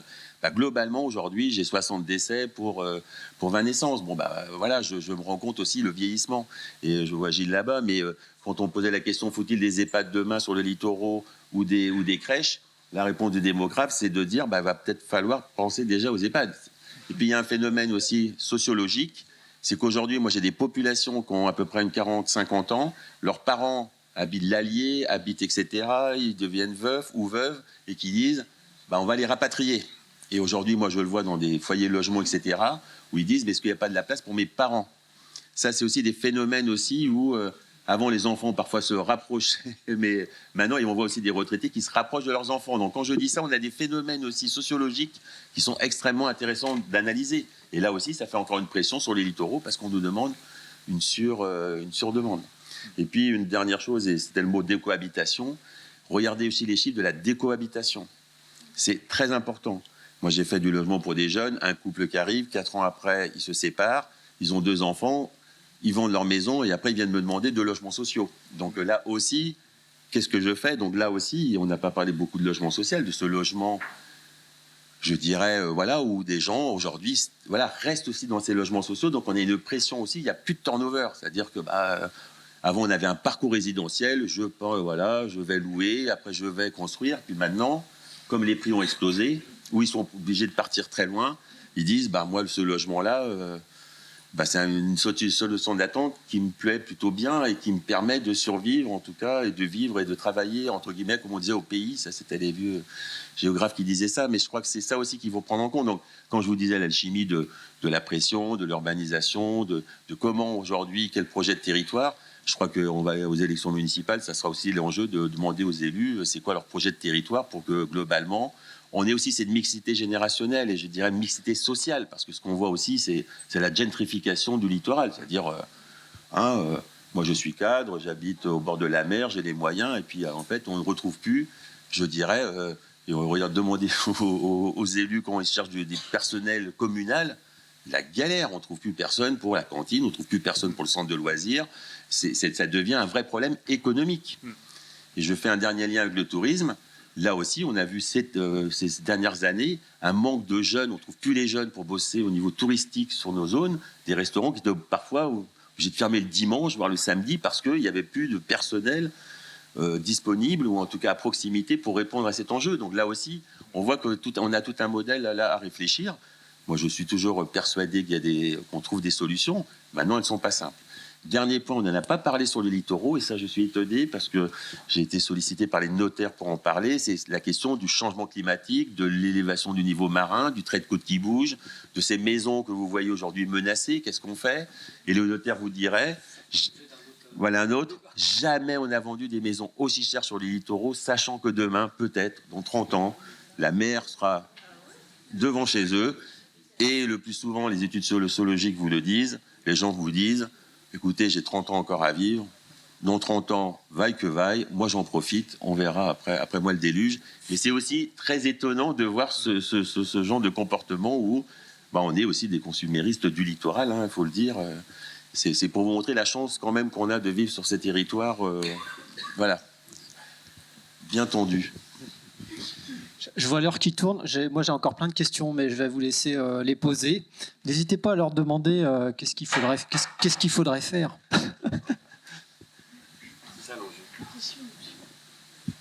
Alors, tout comme vous, j'ai plein de questions qui me viennent en tête. Déjà, merci aux participants pour la petite conférence. Et justement, je me permets de rebondir à ce que M. Le Désir disait justement concernant la montée du niveau de la mer. Je me disais en début de conférence que voilà, les littoraux sont urbanisés et en fait avec la montée du niveau de la mer, ça appelle à la bétonification vu que ça va être des logements, des constructions qu'on va devoir protéger en mettant des protections, en mettant des enrochements. Donc c'est un peu le serpent qui se mord à la queue. Et justement, je me posais la question concernant Carnac. J'ai souvent entendu parler du fait que l'immobilier là-bas s'était effondré. Et du coup, ça me surprend que vous disiez qu'au final, ça se vend très cher. À votre échelle, c'est toujours le cas à Carnac, c'est toujours aussi bas ou... Non, mais les prix avaient explosé. C'est-à-dire qu'à un moment donné, on a bien vu, et puis on a un contexte national et puis bancaire qui fait qu'à un moment donné, les prix, en effet, se sont stabilisés. Mais je vous encourage à regarder le top 10 des communes les plus sur les 5 départements. Et vous regardez le Morbihan, notamment, ou la Bretagne Sud, vous verrez que dans les 50 premières, on en a peut-être une dizaine. Donc voilà, je crois que c'est la Trinité-sur-Mer, etc. Donc en fait, quand je dis ça, c'est que oui, il y avait un plafonnement, mais à un moment donné, les prix étaient, quand je dis exagérés, c'était inimaginable. Je sais pas moi, une petite maison, j'en vois une dans une commune, pour pas la citer, Locmariaquer, aller dans une revue parisienne à 800 000 euros. 800 000 euros avec un chemin littoral qui passe devant, avec des milliers de personnes, quand je dis ça, avec un tout petit jardin. Alors c'est la petite maison bretonne typique, mais 800 000 euros. Donc maintenant, à un moment donné, moi je veux bien que quelqu'un l'achète, il y aura peut-être quelqu'un, mais je pense que la personne qui va l'acheter va s'y prendre à 2 fois. Parce que c'est pas... Donc quand je dis ça, oui, les prix à un moment donné ont plafonné, effondré. Non, il ne faut pas avoir ce mot-là, parce que si les prix s'étaient effondrés, je pense qu'il y aurait beaucoup de gens qui seraient encore en train d'investir. Non, ils plafonnent, les notaires vous le disent. Et là, actuellement, ils sont en train de peut-être remonter. On voit que l'immobilier est en train de repartir, etc. Donc, bon, voilà, c'est le marché. Mais quand je dis ça, non, vous inquiétez pas. Il y a encore des belles choses à faire sur le littoral, notamment des beaux achats. Je voulais revenir sur la première partie de votre intervention. Le trait de côte, c'est vraiment... Le recul du trait de côte est effectivement important. Je me souviens d'avoir discuté avec un géographe qui me disait que... c'était un géographe ou un géomètre? Sans doute un peu... Non, parce qu'il était parti sur mesurer justement... Dans la baie de Douarnenez, il avait essayé de mesurer le recul vraiment du trait de côte, c'est-à-dire le recul de la marée la plus haute, du niveau de la marée la plus haute, dans la baie de Douarnenez, sur une plage en particulier.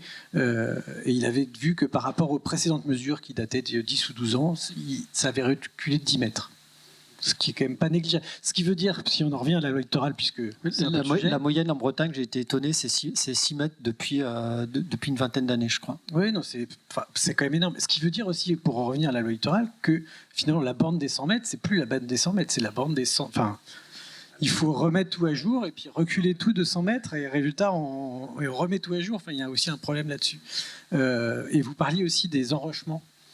Et alors on en revient finalement de ces enrichements parce que apparemment à chaque fois qu'on a enrichi quelque part, ça a déroché, ça a enlevé des trucs ailleurs. Donc ça on en revient. Et les quelques maires que j'ai rencontrés qui voulaient continuer à enricher, j'ai bien compris qu'il y avait des gens qui essayaient de les dissuader. Voilà. Alors, un point qui a été abordé sur lequel j'aurais bien aimé revenir, c'est sur le mot projet que j'ai bien entendu, parce que, à ma connaissance, pour avoir abordé déjà des SCOT et des PLUI qui en découlent, on était quand même sur un mode projet prospective. Est-ce que du coup, avec tous ces mouvements, on va dire, de la loi, et le détricotage des normes à la mode, et toutes les données sociologiques dont on a parlé, est-ce que ça ne mérite pas d'imaginer que les SCOT doivent être repensés? Ça, c'est une première question. Et ma deuxième question, c'est, j'ai bien entendu que on était sur la loi littorale, sur des histoires de paysage et de co-visibilité au départ. Je viens de Bourgogne et notamment du parc naturel du Morvan et je suis toujours extrêmement surprise parce que là vous avez parlé de quantité, mais alors par la qualité discutable parfois du bâti et de son intégration dans les paysages. Donc ça c'est un deuxième pendant dont j'ai l'impression que personne ne se préoccupe des masses parce qu'en Bretagne on part du principe que finalement c'est déjà très hétérogène et finalement ça peut être encore plus hétérogène, ça choque personne en matière d'architecture. Donc ça m'étonne un peu qu'on parle aussi peu de qualité quand on parle de paysage et de co-visibilité. Alors moi je veux bien répondre sur la première partie de votre question. Détricotage, j'ai pas la sensation qu'il y ait un détricotage des lois d'urbanisme. Pardon, hein, on n'a pas la même vision de la chose. La loi littorale, elle a été attaquée, contestée par des maires depuis 40 ans. Elle n'a pas bougé. Alors, je ne veux pas enjoliver en disant qu'elle a été parfaitement appliquée, mais en tout cas, c'est un texte fondateur en matière de protection des paysages sur les littoraux qui tient bon. Et toutes les lois d'urbanisme et les lois d'aménagement parues depuis 1967, depuis la loi d'orientation foncière, toutes les lois successives ne sont venues que renforcer la protection, la limitation de la consommation d'espace. Qu'elles y arrivent, qu'elles n'y arrivent pas. Non, ZAN n'a pas pris de coup. ZAN n'a pas pris de coup. Les sénateurs ont souhaité appauvrir la loi ZAN en faisant une proposition de loi qui s'appelle Trace. Cette loi, elle a été adoptée par le Sénat. Elle n'est pas passée encore en première lecture à l'Assemblée nationale. L'Assemblée nationale, le gouvernement n'a pas décidé de la mettre à l'ordre du jour de l'Assemblée nationale. Pour l'instant, la loi ZAN, la loi climat et résilience, puisque c'est son nom, elle tient bon. La loi Trace, aujourd'hui, ça n'existe pas. Donc, elle n'est pas détricotée. Est-ce que les SCOT doivent être revus ? C'est un peu l'histoire permanente des documents de planification d'être revus. Ils doivent respirer pour s'adapter à des nouvelles situations, à des changements sociologiques, à des changements des évolutions des territoires, de leur dynamique. Donc oui, ils ont à être révisés ou modifiés régulièrement. C'est le cas. C'est le cas aussi des plans locaux d'urbanisme. En tout cas, moi, de détricotage de la loi, je n'en ai pas vu. Je ne l'ai pas ressenti comme ça. Non. Après, sur les questions de paysage, donc, on est doté de commissions des sites, où on essaye de voir les choses. Nous, au niveau en tant que président du parc, nous, on a un plan du parc sur le paysage. Alors, voilà.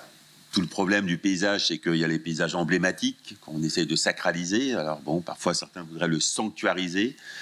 Moi qui est très sensible à la question de biodiversité, la biodiversité c'est nous, c'est aussi l'humain, il n'y a pas que les animaux, il y a nous. Donc comment nous aussi par rapport à ces espaces-là on les traite ou les maltraite, mais c'est un vrai sujet. Il y a un sujet tout à l'heure sur les paysages qui m'a un peu, donc quand on parlait de la consommation, en tout cas de la consommation d'espace, mais c'est quand même un vrai sujet. Moi je suis un peu inquiet sur les littoraux aussi de la disparition de l'élevage, je vous le dis. Parce que nos éleveurs laitiers notamment, c'était beaucoup de prairies, c'était encore des espaces qui étaient encore... pour en parler, mais sur les questions agricoles, c'est quand même important, ces prairies, régulateurs de beaucoup de choses. Si on voit nos élevages disparaître, ça peut être des choix. Mais qu'est-ce qui va prendre la place ? C'est une vraie question. Moi, j'ai beaucoup d'habitants, des nouveaux qui me disent « c'est magnifique, vous avez plein d'espaces verts ». Non, ce n'est pas des espaces verts. C'est des espaces agricoles entretenus. Quand vous prenez un chemin, c'est souvent l'agriculteur qui entretient. Moi, je n'ai pas des bardées de petits hommes verts qui entretiennent. Et sur les paysages, moi, je vous encourage, et on a beaucoup de réflexions là-dessus. On fait des travaux avec Lorient Agglo, etc. là-dessus, avec nos étudiants, mais aussi sur le parc. Là, on travaille sur les trams, etc., sur ces continuités. C'est les paysages ordinaires que vous fréquentez tous les jours. Et quand vous regardez la Bretagne, quand je dis la Bretagne, elle se mérite quand on prend nos 4 voies. Qu'est-ce qu'on voit souvent? J'ai rien contre les zones d'activité, mais c'est vrai que c'est pas forcément le meilleur vecteur. Quand on va aller au plus près de la ville-centre, je sais pas, d'une ville magnifique, patrimoniale en Bretagne ou ailleurs, ça se mérite parce que par les entrées de ville, etc., il y a du boulot à faire. Donc j'entends l'effet vitrine, mais quand je dis ça, attention de ne pas focaliser parfois sur l'habitat, alors qu'on a des paysages parfois d'une banalité implacable. Maintenant, moi j'aurais plus tendance à dire, même sur les futurs projets urbains, travaillons, mais ça avance là aussi, des choses un peu moins artificialisées, etc., comment ça s'intègre au paysage, on renature les villes. J'adore Cerda qui avait construit Barcelone, qui disait au 19e siècle, vous verrez un jour, on va ruraliser la ville et puis on urbanisera la campagne. Et je pense qu'il n'était pas, vous voyez, si on revient maintenant, c'est un peu l'idée qu'on vit aujourd'hui. Mais c'est vrai que les paysages, c'est un enjeu. 80% des gens qui viennent en Bretagne, je ne dis pas vraiment au niveau touristique, vous disent pourquoi vous venez en Bretagne. Ils disent d'abord c'est les paysages. Donc quand je dis ça, il faut aussi qu'on maintienne quand on dit qualité de vie, c'est aussi nos paysages quand vous allez vous balader un petit peu partout, mais pas que sur le littoral, sur les espaces ruraux, et on voit des choses extraordinaires. Mais c'est vrai que le paysage doit être aussi dans cette approche de l'urbanisme. C'est pas quelque chose qu'on met à côté, on va faire beau, on va mettre 3 arbres, et puis circuler, il n'y a rien à voir. C'est qu'il faut travailler avec ce paysage. Et enfin, on a pris des dimensions. On parlait de zones humides, mais je suis président de la commission locale de l'eau du Sage, du Golfe du Morbihan. Nous, au premier mètre carré de zone humide, c'est la loi sur l'eau. On n'urbanise plus ces zones humides parce qu'elles ont une fonction énorme, inondation, etc. Donc là, ça y est. Moi, je le dis aussi. Il y a 20 ans, on a eu ce sujet-là. Je vous aurais dit peut-être qu'il y avait beaucoup de choses. Je trouve que ça avance quand même dans la tête de beaucoup de mes collègues et je m'en félicite parce qu'ils apprennent, ils voient aussi peut-être des bêtises qu'on a faites il y a longtemps, mais je dirais on est tous responsables, vous tous aussi, parce que la pression, vous l'avez dit aussi, c'est souvent aussi des populations qui veulent leur bien, leur urbanisation. Juste pour réagir sur le problème du bâti, il se trouve que dans les PLU, ces questions du bâti sont traitées. Dans le PLU, c'est ce qu'on appelle le règlement écrit, où sont décrits ce qu'on a le droit de faire et ce qu'on n'a pas le droit de faire dans les PLU. Et là aussi, par contre, on observe des aberrations. C'est justement, c'était une question d'un permis que j'observais pour une toute autre histoire d'ailleurs, mais j'observe que malgré les précisions du PLU qui spécifient que l'architecture doit être intégrée au paysage breton, etc., c'était une architecture tout à fait moderne avec un toit plat et qui n'avait absolument rien à voir. Voilà. Donc c'est aussi la question des validations des permis de construire. Tout à l'heure, je parlais de la dilution de la responsabilité tout du long de la chaîne des acteurs. Là aussi, sur le bâti, sur la nature des architectures, c'est aussi un enjeu. Oui, bonsoir, merci beaucoup pour la présentation. Moi, j'ai 2 questions en fait. Donc la première, c'est pourquoi les élus, ou au niveau peut-être aussi de l'agglo de Lorient, il n'y a pas quelque chose qui est fait au niveau du bâti existant? Parce qu'il y a des grandes maisons qui coûtent cher, donc qui ne sont pas abordables à des jeunes actifs. Donc je pense que peut-être à travers des bailleurs sociaux ou des bailleurs privés, il y aurait la possibilité peut-être de faire des travaux et de séparer en 2-3 logements ces grandes maisons et proposer du locatif. Et mon autre question, c'est au niveau des habitats légers. Il y a vraiment un enjeu. Je pense qu'il y a beaucoup de jeunes actifs qui seraient très partants de vivre dans ce type de logement. Et la loi littorale, vous allez me confirmer, mais je crois ne le permet pas. Et ça permettrait de ramener des jeunes sans bétonner. Je pense que ça pourrait être une solution. Et il y a vraiment, j'ai l'impression, un peu un acharnement de bloquer ce genre d'habitat. Alors, pour répondre à votre première question, il y a une initiative qui est menée sur Lorient Agglomération. Lorient Agglomération finance un bureau d'études qui s'appelle Ville Vivante et qui offre gratuitement à tous les habitants propriétaires du Pays de Lorient l'opportunité de réfléchir à la manière de remettre sur le marché soit une partie du foncier qu'ils occupent en divisant leurs parcelles, soit les accompagner à réaménager une partie de leur patrimoine. Je cède ma maison et sur le reste de foncier qui me reste, je reconstruis une nouvelle maison plus adaptée à mes besoins du jour. Peut-être que dans mon ancien logement qui était très grand, je peux faire une division en 2, 3 appartements pour produire du logement supplémentaire, produire du petit logement parce que c'est le besoin le plus prégnant aujourd'hui sur le territoire. Donc il y a des initiatives. Sauf que cette démarche, elle ne peut être que volontaire. On ne peut pas aller frapper à la porte des gens en leur disant écoutez, ma brave dame, parce que c'est souvent le cas, vous êtes toute seule dans une maison de 5 pièces, vos enfants sont partis, votre mari est mort, il serait temps de lâcher l'affaire et de faire autre chose. On ne peut pas faire ça. Encore une fois, Déclaration des droits de l'homme et du citoyen, la propriété est un droit inaliénable. Donc, la démarche, elle ne peut être que volontaire. C'est tout l'enjeu de promouvoir l'action de Ville Vivante, de faire connaître cette capacité de conseil. Ville Vivante, ils sont pas rémunérés par les gens qu'ils vont aider. Ils sont rémunérés par l'agglomération pour offrir ce service gratuitement et essayer de dégager des disponibilités nouvelles. Alors sur l'habitat léger, je suis un peu embêté pour vous répondre. Effectivement, c'est un ovni aujourd'hui dans le droit de l'urbanisme. Ça reste une installation donc, qui doit répondre aux mêmes critères que n'importe quelle habitation. Donc sur une commune littorale, d'être en continuité de l'urbanisation. Parce que si on au-delà de l'artificialisation, la dispersion, c'est aussi des mobilités et des risques d'immobilité. Alors, je conçois qu'à 20 ans, 25 ans, 30 ans, ça puisse faire un peu rêver, les tiny house et tout ça.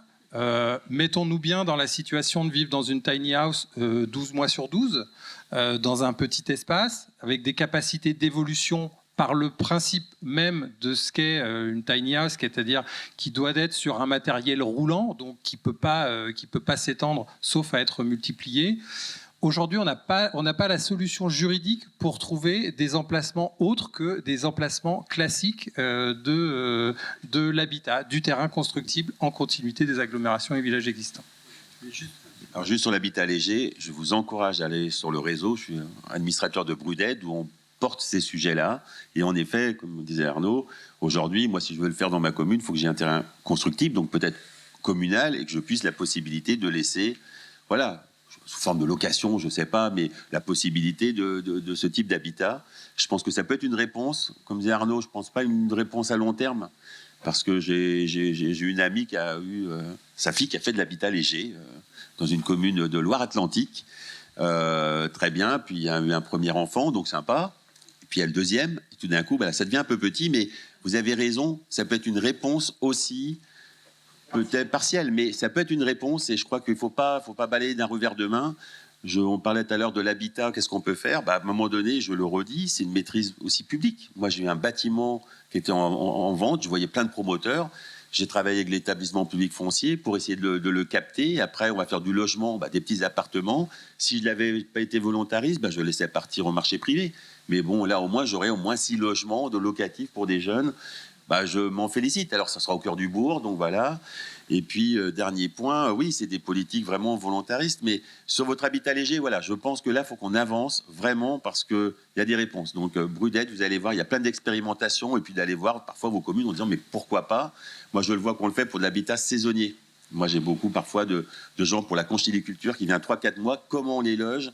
Alors, souvent, c'est des mobilos, mais en plein été ou en hiver, voilà, c'est un peu compliqué. Donc, on peut les en hiver, mais peut-être sur les saisonniers, on peut travailler sur ces formats-là qui sont voilà, sur des temps très courts. Mais oui, c'était une dernière chose, c'est l'habitat aussi groupé ou participatif. Je vois aujourd'hui, par exemple, tu parlais des femmes âgées. Moi, j'ai entendu ça, que certaines se disent au mieux de vivre toute seule dans ma maison, pourquoi on ne se regrouperait pas dans une maison, d'être ensemble dans un espace un peu solidaire, etc. Là aussi, c'est des accompagnements parfois de collectivités. Donc voilà, il faudra qu'on réinvente parfois des modes d'habiter, mais voilà, c'est pas non plus fermé de se dire qu'il n'y a qu'un modèle, parce que vous parliez tout à l'heure d'urbanisation ou d'architecture. Moi, le modèle de la maison de mes parents, c'était quoi dans les années 70? Vous voyez, ces maisons au toit, là, avec la bordure en pierre, parce qu'on ne la faisait pas en pierre. Moi, j'habite la vieille ferme de mes grands-parents. Je peux vous dire, je veux bien revenir au toit de chaume, mais ma grand-mère me disait que c'était invivable. Non, mais voilà, les modèles constructifs, ils évoluent. Et c'est vrai qu'on voit des nouvelles formes. Alors après, c'est un peu compliqué parfois, parce qu'un modèle breton est un peu en train de se remettre en cause, mais... l'habitat notamment avec Brudet, des maisons aujourd'hui avec des matériaux biosourcés, voire en bois, etc. C'est des modèles constructifs qui ne sont pas plus bêtes que des maisons en parpaing d'il y a de plusieurs années. Donc voilà comment aussi on les intègre dans un paysage, comment on les intègre dans un modèle architectural. Là, il y a un vrai sujet. Pour terminer sur l'habitat léger, il y a aussi une dimension, que ce soit léger ou pas léger, finalement, les servitudes sont les mêmes. Les servitudes en termes de réseau, les servitudes en termes de transport, refaire les routes, des choses comme ça. Enfin, toutes ces choses-là, c'est aussi de l'artificialisation. Il n'y a pas que le béton qu'on met pour la fondation de la maison, il y a aussi toutes ces choses-là annexes. Il y a aussi le dimensionnement des stations d'épuration, les dimensionnements, etc., etc., etc. Tout ça aussi, c'est parce qu'il y a maintenant un certain nombre de stations d'épuration qui débordent, l'été principalement, mais voilà. Je vous propose de prendre les deux dernières questions. Oui, moi je voulais dire que je trouve très intéressant de reprendre la loi littorale de façon, comme vous avez dit, naïve et de l'extérieur, en disant bon, finalement à quoi ça a servi. Et c'est vrai que l'image que vous aviez, c'était que finalement plutôt le littoral au sens les plages, des landes, des choses pas du tout construites. Alors qu'il y a quand même un truc particulier en Bretagne, c'est qu'à part Rennes et Quimper qui n'est pas tout à fait sur le littoral, toutes les villes sont sur le littoral. Et que donc on a aussi une question d'emploi. C'est que c'est bien d'aller en vacances, c'est aussi bien de travailler. Et que les emplois, il y a aussi des ports, il y a aussi des trucs qui sont développés autour des villes en Bretagne. Et que l'idée que vous aviez un peu de dire, bah oui, mais pourquoi c'est pas complètement figé? Mais si c'est complètement figé, on fait des réserves naturelles. Et les réserves naturelles, quand on a une armature urbaine en Bretagne qui est sur la côte, il y a quand même un sujet. Et l'autre point que je voulais dire, mais c'est en train de m'échapper, c'est qu'une loi, moi quand je vois vos cartes, je trouve que ça a vachement marché, hein, parce qu'on a vu la Baule tout à l'heure. Où est-ce qu'il y a une nouvelle urbanisation type la Baule qui s'est développée en Bretagne? On voit des petits points rouges, mais qui sont en continuité. Il n'y a pas eu une urbanisation massive du littoral, et ça a été... ça a été quand même très Burdin. Là, il y a des petits aiguilles qui dépassent, mais il n'y a rien de dramatique là-dedans.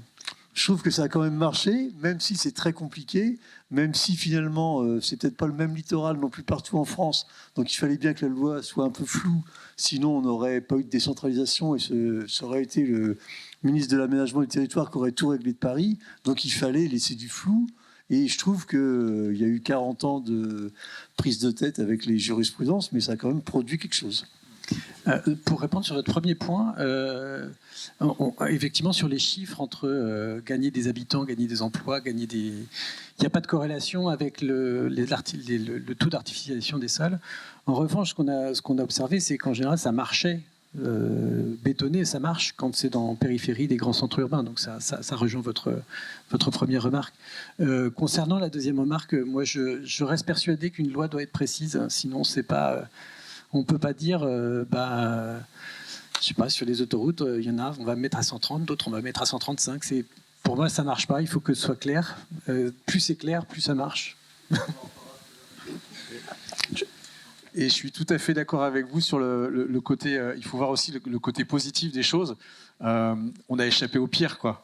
Enfin, alors déjà, la chance que la Bretagne soit pas arrivée à la mode trop tôt, parce que sinon on aurait eu la grande motte. Et ouais, mais d'accord. Mais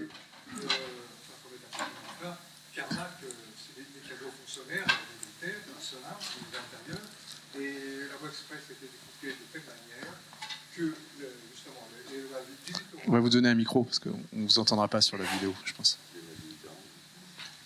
Enfin, il y a beaucoup de choses à dire. Mais en tout cas, il y a une femme qui s'occupe de ça, je pense que tu dois la connaître, non? C'est Anicette Jacopin. Vous la connaissez aussi? Donc voilà, je pense qu'elle elle a du temps pour détricoter les lois, comme vous parliez. Mais c'est une question là, un peu utopique. Est-ce qu'il existe des projets utopiques de construction le long du littoral et dans la mer, autour des îles, etc. Au niveau des architectes ou des... On n'a pas... Dubaï, mais pas... Voilà. Bah, Dubaï, ouais. Donc, si on peut faire Dubaï... Et peut-être juste pour terminer sur le côté optimiste, la tendance, elle est clairement à la baisse sur les constructions et l'artificialisation. Hein. Donc il n'y a pas de doute là-dessus. Et on s'oriente vers, j'espère, un zéro artificialisation nette, c'est-à-dire une gestion un peu concertée où on désartificialise, on réartificialise, parce qu'il faut continuer à construire, évidemment. J'ai une question à propos du SCOT de Lorient, en fait, puisque, Monsieur Le Montagnier, je cru comprendre que vous avez participé au SCOT de Lorient. Oui, et que vous étiez content donc de la réalisation de ce SCOT. Moi, je me pose la question, comment on peut arriver à appeler un village, même pas un hameau, Carpape, de façon à pouvoir avoir une continuité urbaine et continuer justement à bétonner le littoral. Voilà. C'est une analyse qui a été faite localement du fait que Carpape était compris dans une conurbation qui partait de presque de Kéroc, Lobner, Carpape, voilà. Et cet ensemble-là, de par sa taille, son importance, était considéré comme une agglomération. Ça a été le PLU de Plumeur a été attaqué sur cette question en faisant référence au SCOT. Le tribunal administratif a estimé dans un premier temps, alors c'était à l'occasion d'un permis de construire accordé sur la commune de Plumeur qu'était contestée la notion d'agglomération de cet espace-là. La mairie de Plumeur a fait appel de cette décision. La cour administrative d'appel a donné raison à l'interprétation portée par le SCOT en la matière sur l'idée que Carpape n'était pas un ensemble isolé, mais était compris dans une urbanisation qui allait au-delà de Carpape sur Lobner et sur Kéroc. Moi, comme beaucoup de gens, j'essaye de m'en tenir aussi à la décision du juge administratif. Donc,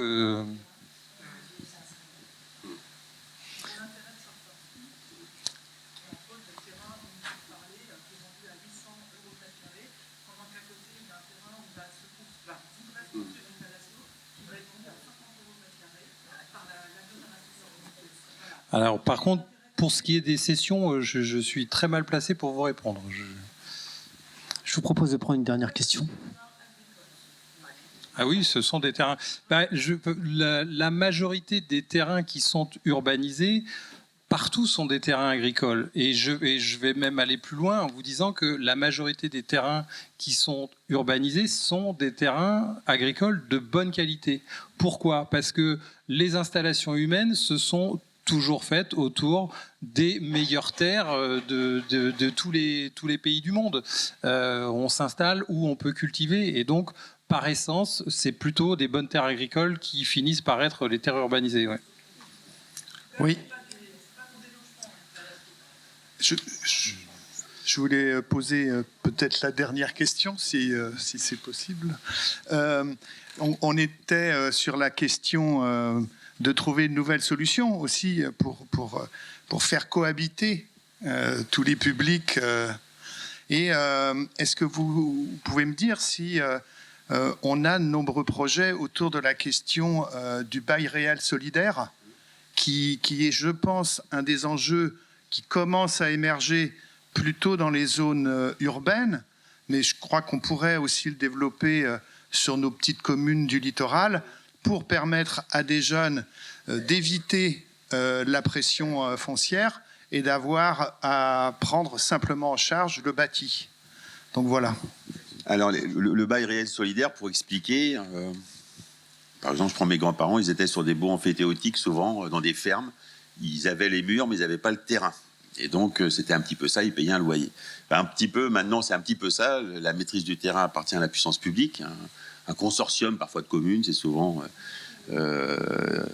des outils fonciers que se donnent les intercommunalités. On donne un terrain à construire, il paye un loyer, mais globalement, il n'a pas la soulte du terrain. C'est-à-dire que demain, s'il revend sa maison, en plus plafonnée, il peut le revendre à un prix correct. Et l'idée, c'est que quand même derrière, si c'est un jeune, il puisse le revendre à un jeune et que ça ne bascule pas en résidence secondaire. Donc là, on est vraiment dans la question de la maîtrise. Donc le bail réel solidaire est mis en place dans un certain nombre d'intercommunalités aujourd'hui. Donc il y a des programmes. C'est aussi un changement de paradigme. Ça semblait tellement évident. Et puis en fait, il y a des jeunes qui se disent, mais attends, donc en fait, je construis sur un terrain qui ne m'appartient pas. Donc c'est vrai que dans la tête, tu parlais de propriété, mais quand on achète un terrain, c'est pour mettre une maison. Puis on peut mettre sa clôture. Ça, c'est extraordinaire. Souvent, on met la clôture avant de construire la maison. Ça, c'est génial. Ça montre l'instinct de propriété. Et là, ça pose une vraie question. Alors, nous, on a essayé de mettre aussi dans un projet politique, de mettre par contre des clauses en disant, bah voilà, si vous revendez, vous êtes bloqué, et puis vous nous donnez la soulte du terrain qu'on vous a vendu à 100 €, et vous ne le mettez pas à 500 €. Je dis pas que c'est facile. On essaie tous de trouver des solutions. Mais vous avez raison, c'est que ce bail réel solidaire, il avance. Après, il faut trouver le modèle économique, parce que là, ça veut dire que la charge foncière revient à l'intercommunalité, donc il faut la tenir pendant plusieurs années. Je crois que sur certaines intercos, c'est 30 ans. Ça veut dire que là, l'argent public, elle est investie dans du foncier. Le loyer ne rembourse pas forcément tout de suite. Mais je crois que c'est des vrais choix pour que justement, on puisse avoir, comme je vous le disais, je ne suis pas contre l'instinct de propriété, mais qu'au moins, on ait cette régulation pour que justement, on puisse loger des gens avec... en tout cas des actifs ou des jeunes qui puissent en tout cas répondre aussi, et je le dis, c'est pas pour loger des jeunes, mais c'est pour aussi que derrière, ils répondent aux enjeux économiques qu'il y a sur le territoire. Le sujet, c'était pas comment arrêter la bétonisation, c'était comment justifier la Ouais. Si la question c'est de dire faut-il arrêter la bétonisation, moi j'avais envie de dire, on aura toujours besoin de construire, mais pour qui, pourquoi faire? C'est tout. Voilà. Après, les débats que vous avez eus là sur l'Orient, je les connais pas. Je suis sur un autre territoire, mais c'est vrai que c'est des choix. Après, qu'est-ce qu'on veut pour le territoire? Qu'est-ce qu'on veut comme économie? Qu'est-ce qu'on veut comme type de logement? Pour qui? Pourquoi? Où on laisse faire le marché? Et si on laisse faire le marché, globalement, on peut se dire que beaucoup sont exclus, notamment sur les littoraux. Quand je vous dis ça, c'est un héliotropisme, quoi. C'est quand même extraordinaire de voir pour ceux qui y habitent, pour ceux qui habitaient sur les littoraux, là, en l'espace de 40 ans, comment on a basculé sur une autre planète. Une autre planète. Moi, je le dis je suis filmé, mais moi, quand j'étais gamin, la commune d'à côté me disait, les gamins qui étaient dans des jolis ports, résidences secondaires, me disaient, t'es un bouseux. J'habitais à 4 km de chez eux, à 4 km de la mer. Aujourd'hui, on est devenu the place to be.